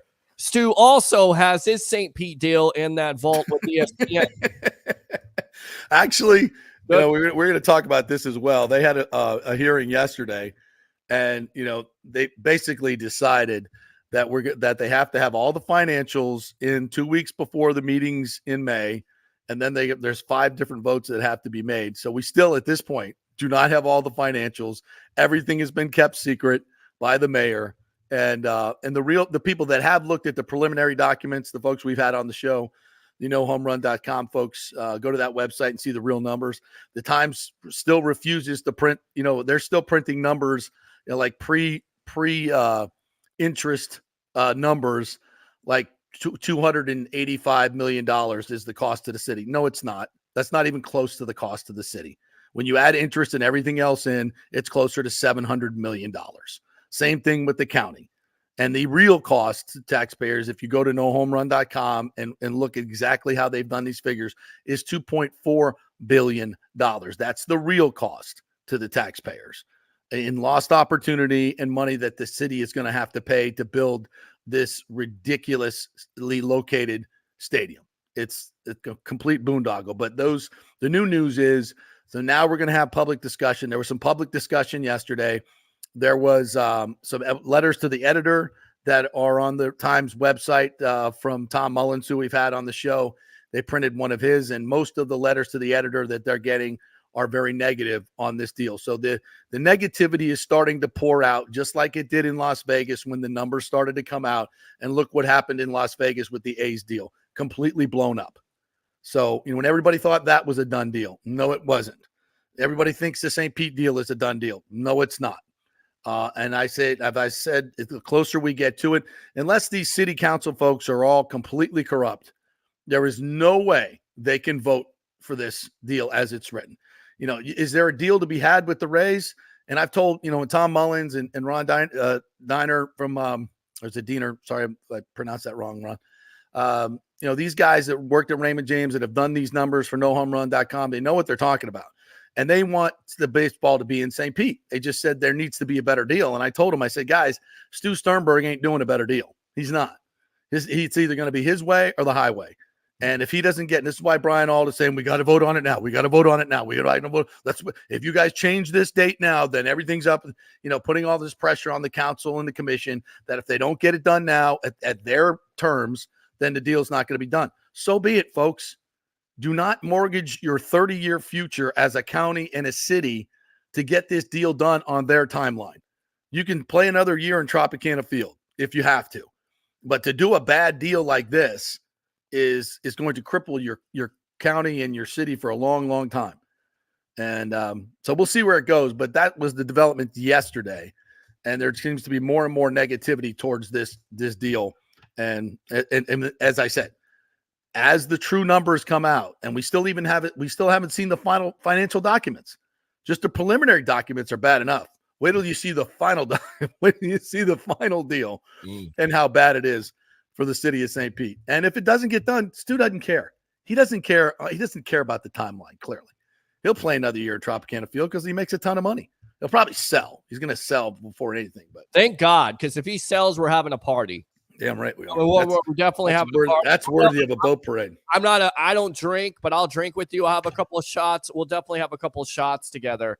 Here's another good comment here from Rick. JP, that CNN lady may have had an orgasm and also probably only occurs every few years also. So there you go with that. For the CNN people, yeah. Yeah, I think he's right without that. Eagles and Nathan Ellie, good morning to you, my friend. Eagles and Packers stinks in Brazil. Don't be surprised if both teams get booed.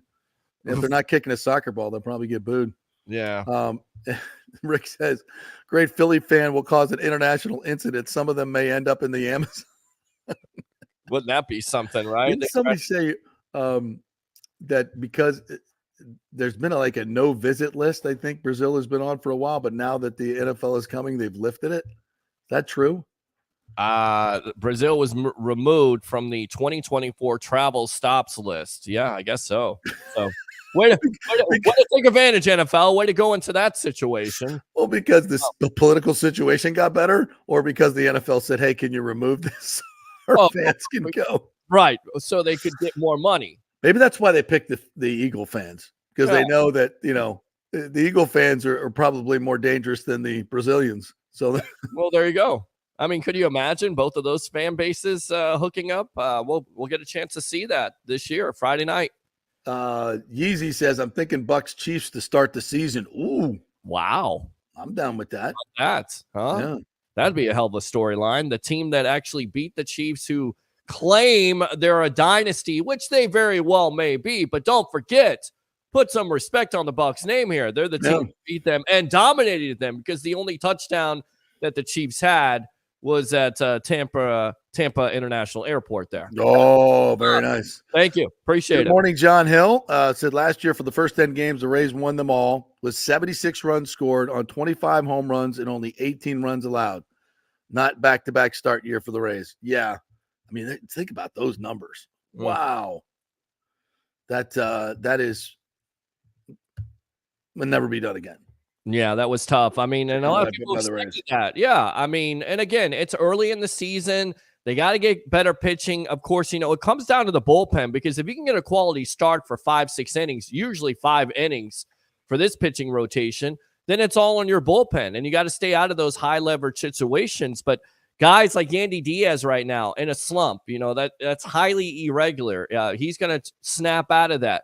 Randy Arozarena, a guy like that, will definitely snap out of it. But they're getting contributions right now, and if they can continue to get on base and use that speed and use those rules to their advantage, they can definitely score some runs in different ways instead of just, I get it, chicks love the long ball, dig the long ball, right? But it's not always about the long ball. It's about, playing a little small ball, if you will. They're going to have to do that.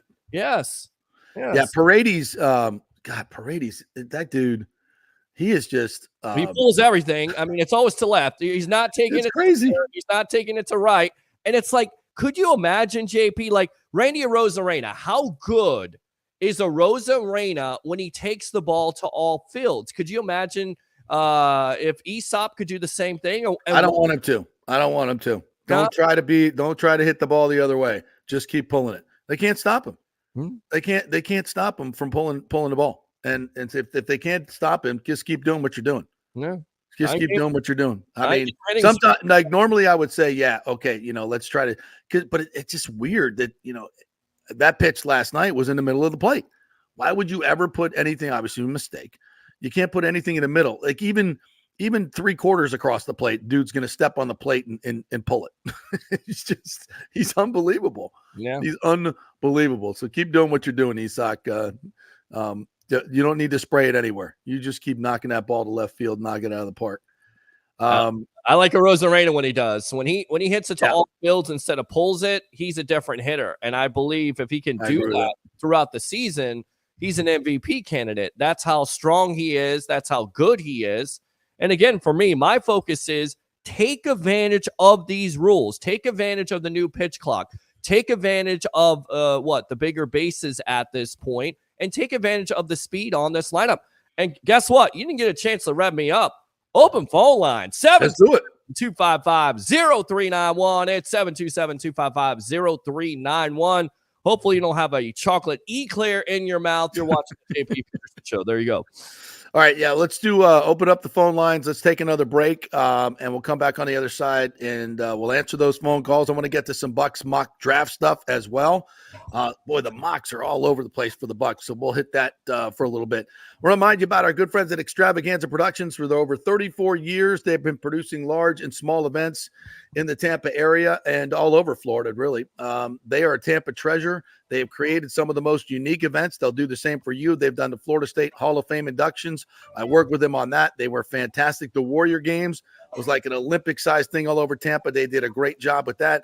They'll do your grand openings. They'll do your charity event, birthday parties, whatever you want. 813-621-4700. They'll give you a free creative meeting if you mention the JP Peterson Show, and they'll give you a tour of the entire warehouse, which is pretty cool.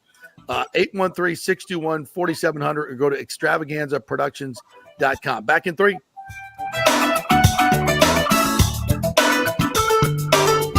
Hey, it's a great time to buy a house and get a mortgage with American Mortgage Services. Okay, I got your attention now. But JP, rates are at 8%. That's true. But I spoke with our friend Scott Fitzgerald at AMS Tampa, and this is what smart people are doing. Rates peaked at 8% last month, but they've come down, and AMS recently locked some folks in the high 6s. Prices have also stabilized or dropped in some areas. So if you're going to eventually buy, now is the best time to get the house you want. Fitz will get you the best rate out there, shopping it around to dozens of lenders, and when rates come down in a year or so and the frenzy begins again, prices go bananas again, you will already have the pick of the litter. Then he will refinance you and keep costs at nearly zero, because that's what they do at AMS Tampa. You're back at 4% in the house you wanted while others fight the frenzy. Be smart. Stay one step ahead. Email Fitz at scott@amstampa.com, scott@amstampa.com, or call 813-294-7595.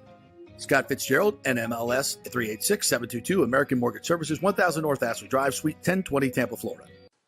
All right, this is for all you guys who don't want to go to the gym and do 5,000 crunches. At Bay Area Modern Medical Center, you can get on the new True Body machine, where you can reduce fat and tone up your muscle. It's like doing 54,000 crunches in just 15 minutes. Define your body as you see fit. TrueBody offers personalized muscle stimulation that delivers the equivalent of those 54,000 crunches in just 15 minutes. Just get in touch with them at Bay Area Modern Medical Center, BAMMC.com. Chris Lugo and the team over there will set you up on TrueBody and get amazing results. Non-invasive with comfortable and little to no pain and zero downtime. You can isolate and target those areas that you want to improve and treat multiple areas simultaneously. It's an amazing machine, so check it out at Bay Area Modern Medical Center, BAMMC.com.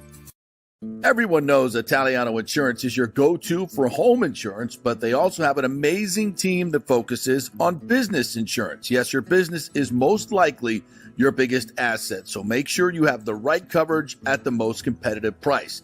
And if you started a side hustle recently, don't forget you need business insurance, because if you get sued in this over-litigious society we live in, you could lose all your personal wealth. So get that business insurance. And for the best customer service, always choose Italiano. My representative, Charity, is amazing. I called her late on a Friday because my insurance was going to lapse. She stayed late until the job was done. You just don't find that anymore. Give them a call, 813-877-7799. That's 813-877-7799. Italiano Insurance. JP here for Extravaganza Productions. You know, I've worked with these pros on so many big and small events. They recently did the Kappa Alpha Psi Grand Reunion, the Tampa RV Show Exhibit. They did the Skills Center opening of Tampa Bay. They can do those small events. They do the biggest of events. So if you are thinking about planning a meeting or special event, call the talented staff at Team EPI. They will give you a free creative meeting if you mention the JP Peterson Show. They will provide you with an exceptional experience. Heck, they'll even show you their huge warehouse with great props. Anything you want. They'll do it on time and on budget. You can reach them at their Tampa headquarters at 813-621-4700 or go to extravaganzaproductions.com. Tell them JP sent you. Let's go. Right now, back to the show on FanStream Sports. All right, welcome back to the Hump Day edition of the JP Peterson Show with Peter Blake. Brought to you by the great folks at Hydrate Heroes. I got my Hydrate Heroes shaker bottle right here. So much good stuff in there. 8 different ingredients in there that will get you right. There is sugar-free, caffeine-free, gluten-free, certified plant-based, keto-friendly. You got elderberry with the antioxidants, boost your immune system. Wow. Zinc, also an immune system boost. Wound healing, balances the fluids in the body. The alma fruit, you know what alma fruit is? I have no idea. I know this. It's rich in vitamin C. It boosts the immune system, increases collagen production in skin and joint health. It's a powerful antioxidant. Peak O2 mushroom blend. That's right. I got shrooms in this right here. Adapting to overall stress and helps overcome physical and mental stress. Vitamin D3, absorption of calcium, promoting skin and muscle growth. And of course, great for your immune system. So many great things in Hydrate Heroes. Go to hydrateheroes.com and get your little powder packets. I used to powder packets. I'll send you a shaker bottle. You shake it up, and it's absolutely delicious. This is the watermelon flavor one. I'm going to get me one because I definitely need some immune system at this point, because unfortunately, the little cold that's going around again has kind of attacked my vocal cords. So not me, baby. Not me. Not you, buddy. You're like Captain America, Superman with that stuff right there. And I saw magnesium, zinc, potassium, electrolytes, and not all the bad stuff. It's Hydrate Heroes. And by the way, 15% of all proceeds go to some veteran groups, so helping our former military veterans. So that's good too. So nice. It's all there. Our Hydrate Heroes. Love the great folks over there. Yeah. All right, what do we got here? Well, you got open phone lines. Wind you up. Yeah, absolutely. 727-255-0391. It's 727-255-0391. If you want to talk about your Tampa Bay Lightning after a big win over the Columbus Blue Jackets last night, 5-2, your Tampa Bay Rays possibly getting a contract extension done with Antoine Winfield Jr. with the Bucks. Draft just right around the corner. So much stuff to talk about here on the JP Peterson Show. So get in on the fun and get in on the phone lines here because they're wide open. Of course, you got Zach Mitchell. There you I go. like the Bolts and Bruins matchup, and I think, again, you know, it doesn't really matter. It kind of matters what the Lightning do during the regular season, but we've seen it all too many times here, so many times, when a lower seeded team gets hot at the right time in all professional sports, whether it's baseball, whether it's basketball, whether it's football, when they get hot at the right time, you never know what's going to happen. And once again, this Lightning team, veteran laden, they got the players there. They've been there before, and still they have the best goalie on earth. The sky's the limit for the Tampa Bay Lightning. Get excited. And once again, we're on the strike, 102.5 HD2. That's right. Don't forget about that as well. So we're doing a little radio. We haven't talked a lot of Bucks this morning, my friend. So we need to do that. And I thought it's very interesting. There's a lot of different views on the mock draft. Have you been watching some of the mock drafts? I've seen a lot of Keon Coleman. Yeah. And I actually was texting with Scott Reynolds about this morning. And I heard Greg Cosell on their podcast talking about Keon Coleman, and I think his breakdown on him was right. He's not obviously super fast. All right. He's not a 4.4 guy. I think he ran in the 4.5s at the combine. Not a shock. He's 6'3", 218 pounds. He made a lot of highlight catches for the Seminoles last year, and he had a great start to the season. Maybe not as great a finish to the season. And I've told you guys this before. Some of our scouts up there that watch a lot of practice up there. There's been some talk that he's not the most hardcore guy. The word soft has been used a few times.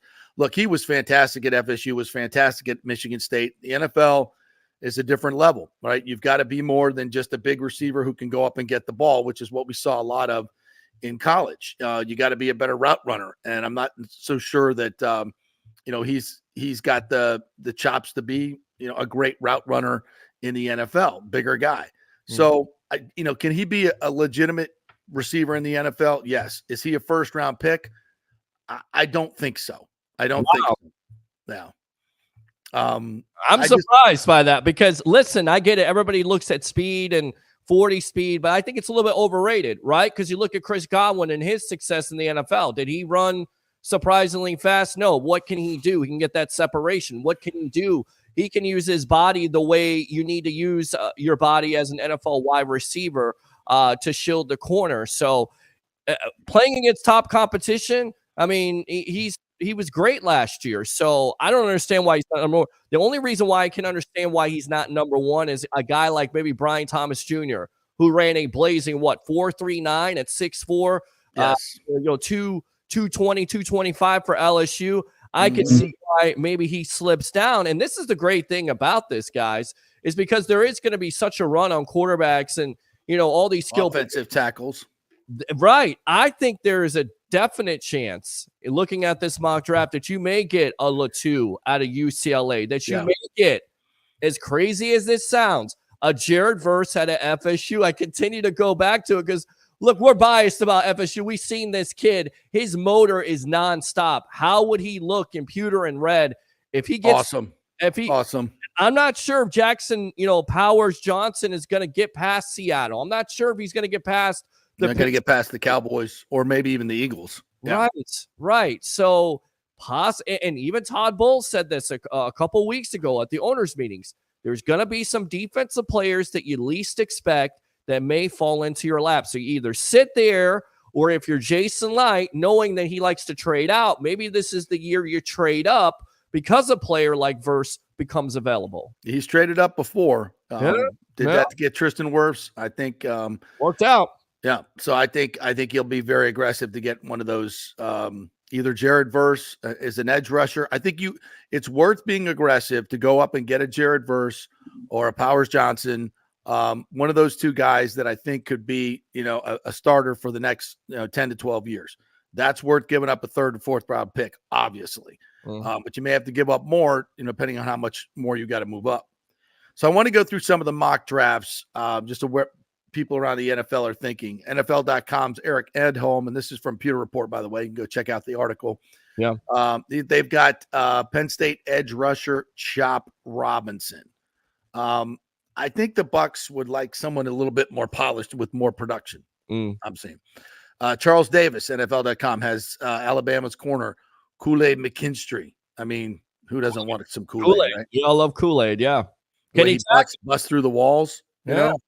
I mean, Yeah, is you gotta that, have that guy. is that a top need at this point? Because again, you look at the I don't think so. I don't think so. either. I 'Cause think you got Kyle McCollum and you've got Jamel Dean there. and Bryce Hall you right. traded for, and Right. Terrence, what's the other guy they got from the Titans as well. I don't think they have to go corner in the first round, but if somebody falls to them, you got to take them. Sure. Bucky Brooks, NFL.com's got Leatu Letu from UCLA, the edge rusher. If he falls to you, that's a win, huge win. NFL.com's Chad Reuter has the Bucks taking Oregon center Jackson Powers Johnson at 26. I think they're going to have to move up to get him. Yes. I don't think that's. And look, you can get Zach Frazier from West Virginia, who is what the Bucks like, right? He's versatile. Okay. He's got that attitude. He can play at center. He can play at guard. And you can get him in the second round. And oh, by the way, that's where Jason Light usually likes to go when it comes to offensive linemen. Yep. Of course, the exception with Tristan Wirfs, which worked out. But I think, again, you look at the offensive line. If you can get somebody in the second or third round, which we know Jason Light likes to do, but you're not sure if you can get somebody as an edge rusher in that first round, I think you got to go edge. And then furthermore, let's say you do go with Coleman. What does that say for Chris Godwin coming up on a free agent year? What does that say? Are you moving on because of the cap? I get it. Mike Evans is getting up there, but you get another wide receiver. What's it say for Trey Palmer? I think Trey Palmer it can be a piece. I don't think he's a legit number one, which is what you want. If you could get in this draft to replace a Godwin or Mike Evans. So he's going to be a piece, and I think he'd be an important piece this year. But I think they're looking for somebody who can, actually be a number one. And if you're going to spend a first round pick on it, that's what you need. Other mock draft, Kyle Stackpole from CBS Sports, Chop Robinson. The Athletics' Ben Standig, Chop Robinson. Pro Football Network's Cam Mellor has Florida State's Jared Verse going to the Bucks in round one at pick 22 on the trade with Philadelphia. Love it. Yep, I would love to see that. Let's see. They got some 7-round mock drafts here. I'm just going to stick to the first round. Brad Spielberger from PFS has the Bucks taking Clemson corner Nate Wiggins. All these would be big, good picks, but I think the home run pick is Jared Verse, Jackson Powers Johnson. Those are two guys that I think the Bucks could get close to and would make a tremendous addition this year. And I think the Bucks are going to have to hit on 2 or 3. They're going to need at least 3 starters out of this draft, and they're going to need one guy to be a huge impact player if they're going to win a Super Bowl. I mean, they're not good. This roster right now, in my mind, is not good enough to win a Super Bowl. They need to add 3 or 4 pieces, and maybe they already have in terms of, the safety. Whitehead that they got from the Jets. That's a starter. That's a plug-in starter right there. Right. So that instantly makes your defense a lot better. But they need edge. They need it. To me, the edge makes a huge difference, and a center would make a huge difference. A center, like Jackson Powers Johnson, totally transforms your run game, which makes you more balanced, which helps your defense, and that's a huge impact. Edge rusher, obviously, something that the Bucks just don't have. They don't have an elite edge rusher. Now, Yaya Diaby might become that. He might become that. He's still super raw. He has the tools. He has the talent. But it might be a little early to expect him to be a dominant edge rusher. Any rookie that comes in is not going to be a dominant edge rusher. That's very difficult to do. But Jared Verse could certainly have a huge impact on his team. And don't forget Kalijah Cansey, who had a slow start last year because of the injury, is, I think, going to be much better right from the get-go if he doesn't get injured. So there's a chance if you add an edge guy like a Jared Verse, or if Letu falls to you, then you got an instant impact player right there that could, with the rest of the guys you have on the defensive line, you could start seeing a much more potent pass rush and a pass rush that they can get home with 4, which is something they could not do last year at any point. And that really hampers you. Is that if you're going to be a great defense, you've got to have guys up front that you can get there with 4 at times. And at times last year, at no time could the Bucks get there with 4. At no time. Right. They always had to manufacture pressure, which is not not a recipe for great defense. No, it's not. And you look back at the Lion game there with Jared Goff and how much time he had in that second half. He picked him apart. So for me, you go to Chop Robinson, athletically gifted, but is he a guy that's produced enough? Are you getting another JTS? You don't want another JTS. You want somebody that's been able to be productive at the highest level. And that's why I say verse somebody like that. Let's go out to Zach here. Guys, do you think the Bucs in the first round, depending on who's available with the plethora of quarterback talent, would end up drafting a quarterback, or will they draft in Blosser the O-line? I mean, I think O-line. I don't think you're going with quarterback. I don't think there's a quarterback on the board. Maybe you look, being an FSU homer, is a Jordan Travis. How crazy would that be? You go with the Jordan Travis to compete with the Kyle Trask? Well, certainly not in the first round. Jordan Travis, you can get later rounds. Yeah, right, later rounds. I think the Bucs could draft the quarterback in the later rounds. The kid from Tulane is a name that's been bantied about.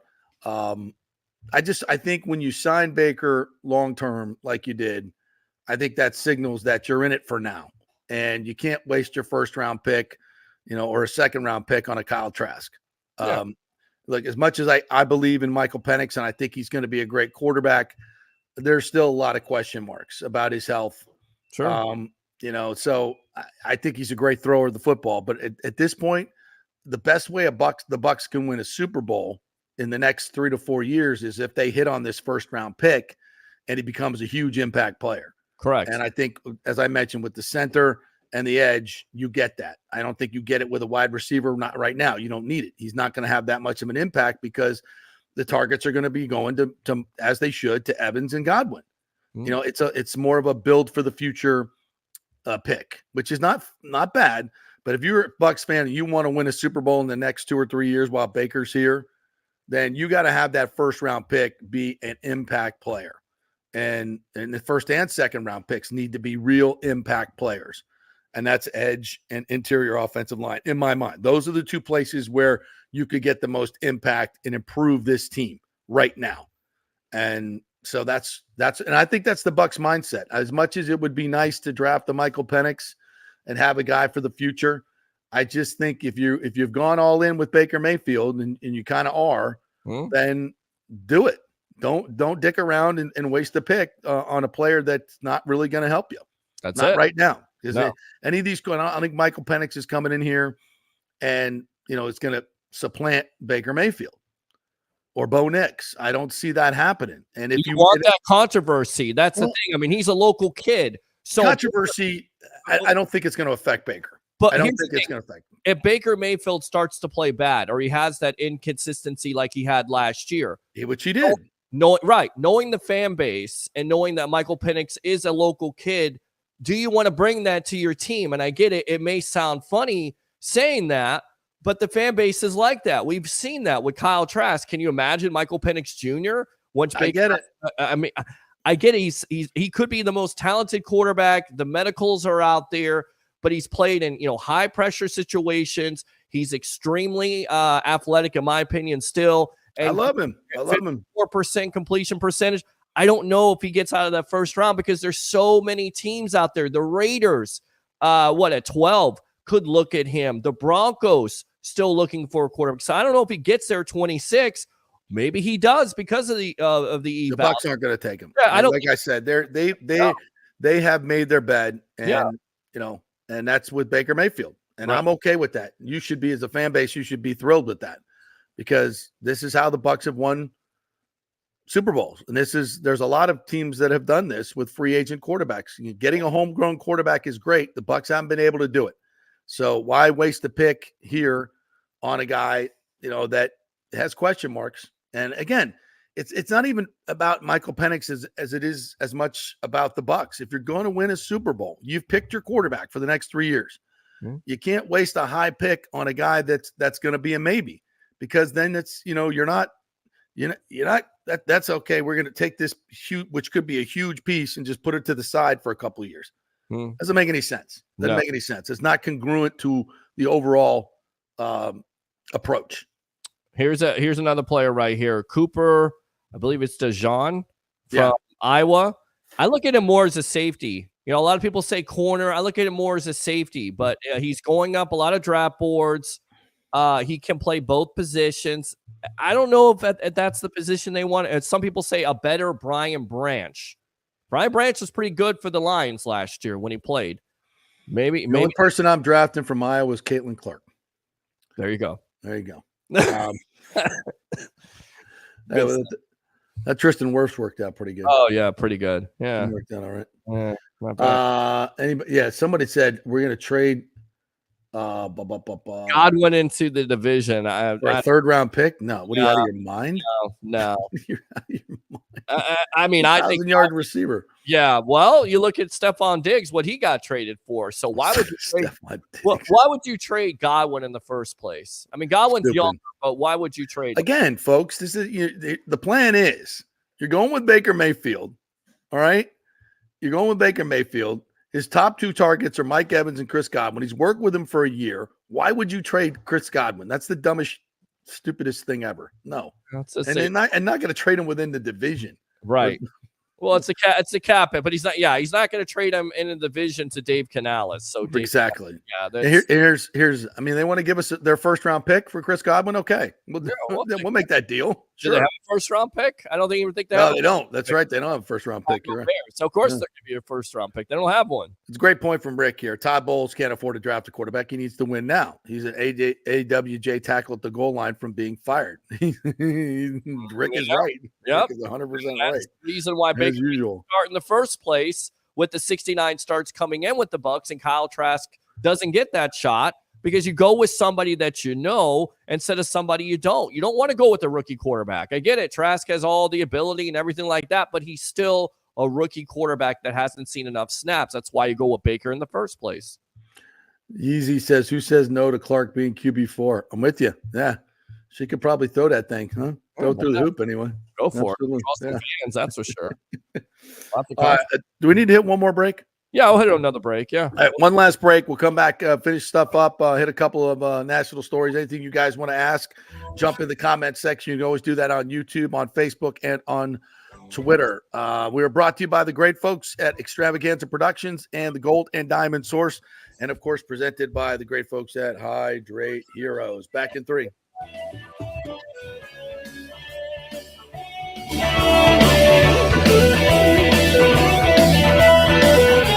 JP here for the Jeeves Law Group and my man Scott Jeeves. If you're going to hire an attorney, do you want some guy looking for a quick settlement and a quick buck, or do you want an attorney with some chops?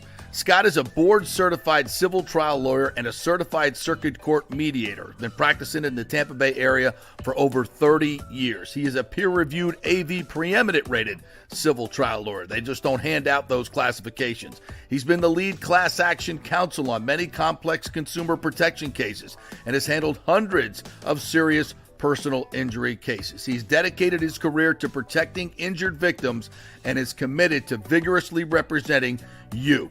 We're local, we're trusted, and we get results. Personal injury and personal attention. Call for a free case evaluation. That's 888-9-JEEVES. That's 888-9-JEEVES. The Jeeves Law Group. JP here for the Geddes Gordon Real Estate Group and our good friend Jane Geddes. Folks, simply put, there is nobody like Jane. Jane is a former LPGA two-time major championship winner. She was also vice president of talent relations at WWE. She also has a law degree from Stetson. So if Jane can drain a 10-footer to win the U.S. Open and stare down Hulk Hogan in the boardroom, you want Jane on your real estate team to not only negotiate the best deal, but find you the perfect home or investment property. And when you work with the Geddes Gordon Group, you become part of the real estate family and get concierge services that include expertly staging, marketing, and preparing your home for sale. Advice on golf properties. Hey, you might even get some golf tips. Many of their clients become friends long after the sale or purchase is completed. It's all part of the deal. So if you're looking for that perfect home or investment property or trying to get top dollar for your home, go with Jane Geddes and the Geddes Gordon Group because there's nobody like Jane. Call 813-485-6808 or go to GeddesGordon.kw.com. That's GEDDES Gordon.kw.com or call 813-485-6808. Everyone knows Italiano Insurance is your go-to for home insurance, but they also have an amazing team that focuses on business insurance. Yes, your business is most likely your biggest asset, so make sure you have the right coverage at the most competitive price.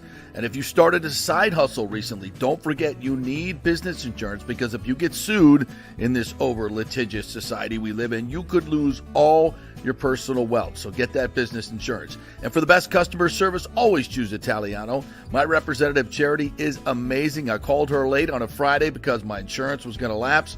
She stayed late until the job was done. You just don't find that anymore. Give them a call, 813-877-7799. That's 813-877-7799. Italiano Insurance. Let's go. Right now, back to the show on FanStream Sports. All right, welcome back to the JP Peterson Show here on this hump day. Anything else you wanted to drop in there today, Pete? I mean, yeah, WrestleMania 40. I don't know if you caught that. Record-breaking numbers, nearly 150,000 people attending that in the great city of Philadelphia. Cody Rhodes, son of Dusty Rhodes, of course, the American Dream, now the American Nightmare, finishing the story. And then the possible match between The Rock coming up at SummerSlam, and then also politically, The Rock coming out and getting hell for saying, I am not supporting Joe Biden coming up in the next election. Who gave him hell for that? Everybody in social media. They hate him for that now. Why? He's telling the truth. I mean, I don't know how you would. Whatever your politics are, folks. How do you look at Joe Biden and go, yeah, I gotta support that dude? Yeah. I mean, dude, first of all, he ain't running the country. So who are you actually voting for?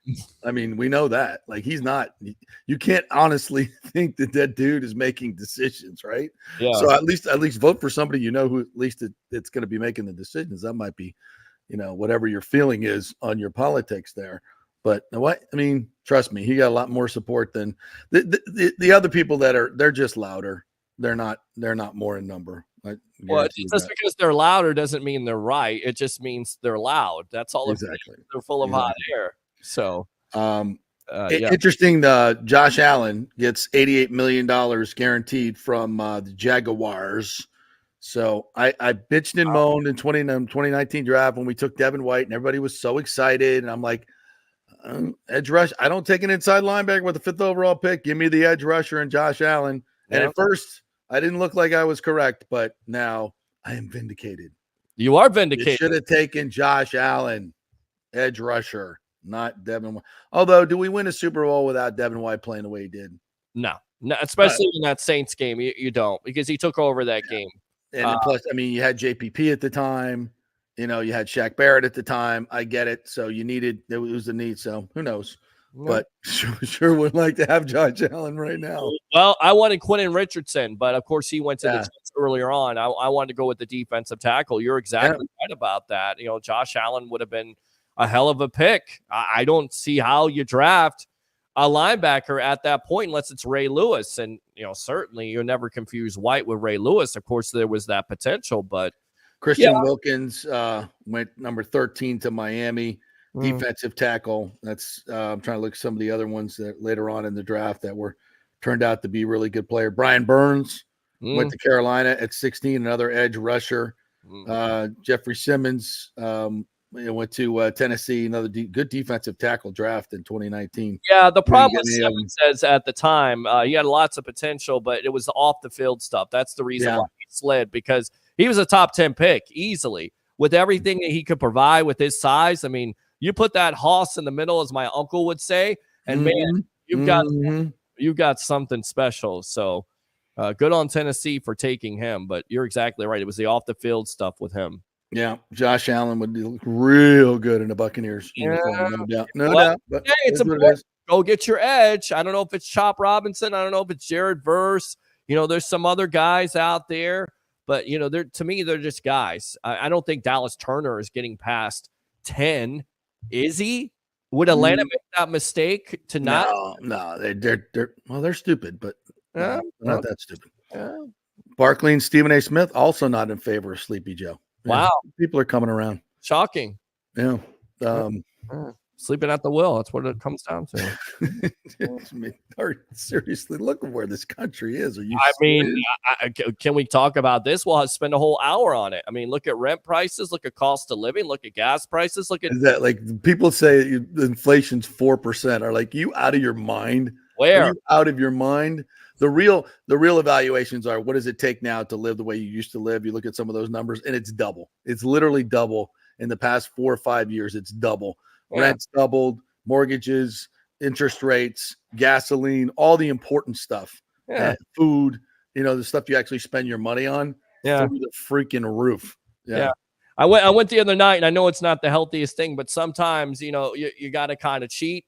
I went out to McDonald's. I got myself and my sister 2 quarter pounders with cheese with bacon. Guess how much it was? $16 friggin' dollars. And Crazy. that include the fries. $16. That's what we're talking about. And everybody's saying, oh, everything's okay. Everything's all right. You got Colin Cowherd come out a couple of weeks ago. Oh, the guys that are complaining about, because you're rich. He's such a sellout, man. That dude is such a freaking sellout. It's unbelievable. Have no idea at all. You are lost in the sauce. Old Marine Corps boot camp term. I mean, seriously, get a grip. Yeah. All right. Great job, Peter. Enjoyed this today. Thank you for all the comments as well, guys. You were fantastic. Brian Bradley moved to tomorrow, so he'll join us from Amalie Arena for the morning skate as the Ottawa Senators come to town to take on our Tampa Bay Lightning. We'll have more on the Rays and a lot more on the Buccaneers draft. Well, I think we'll have a special guest tomorrow to talk some draft with us, and I'm working on. Nice. So have a great day, everybody. We will see you tomorrow.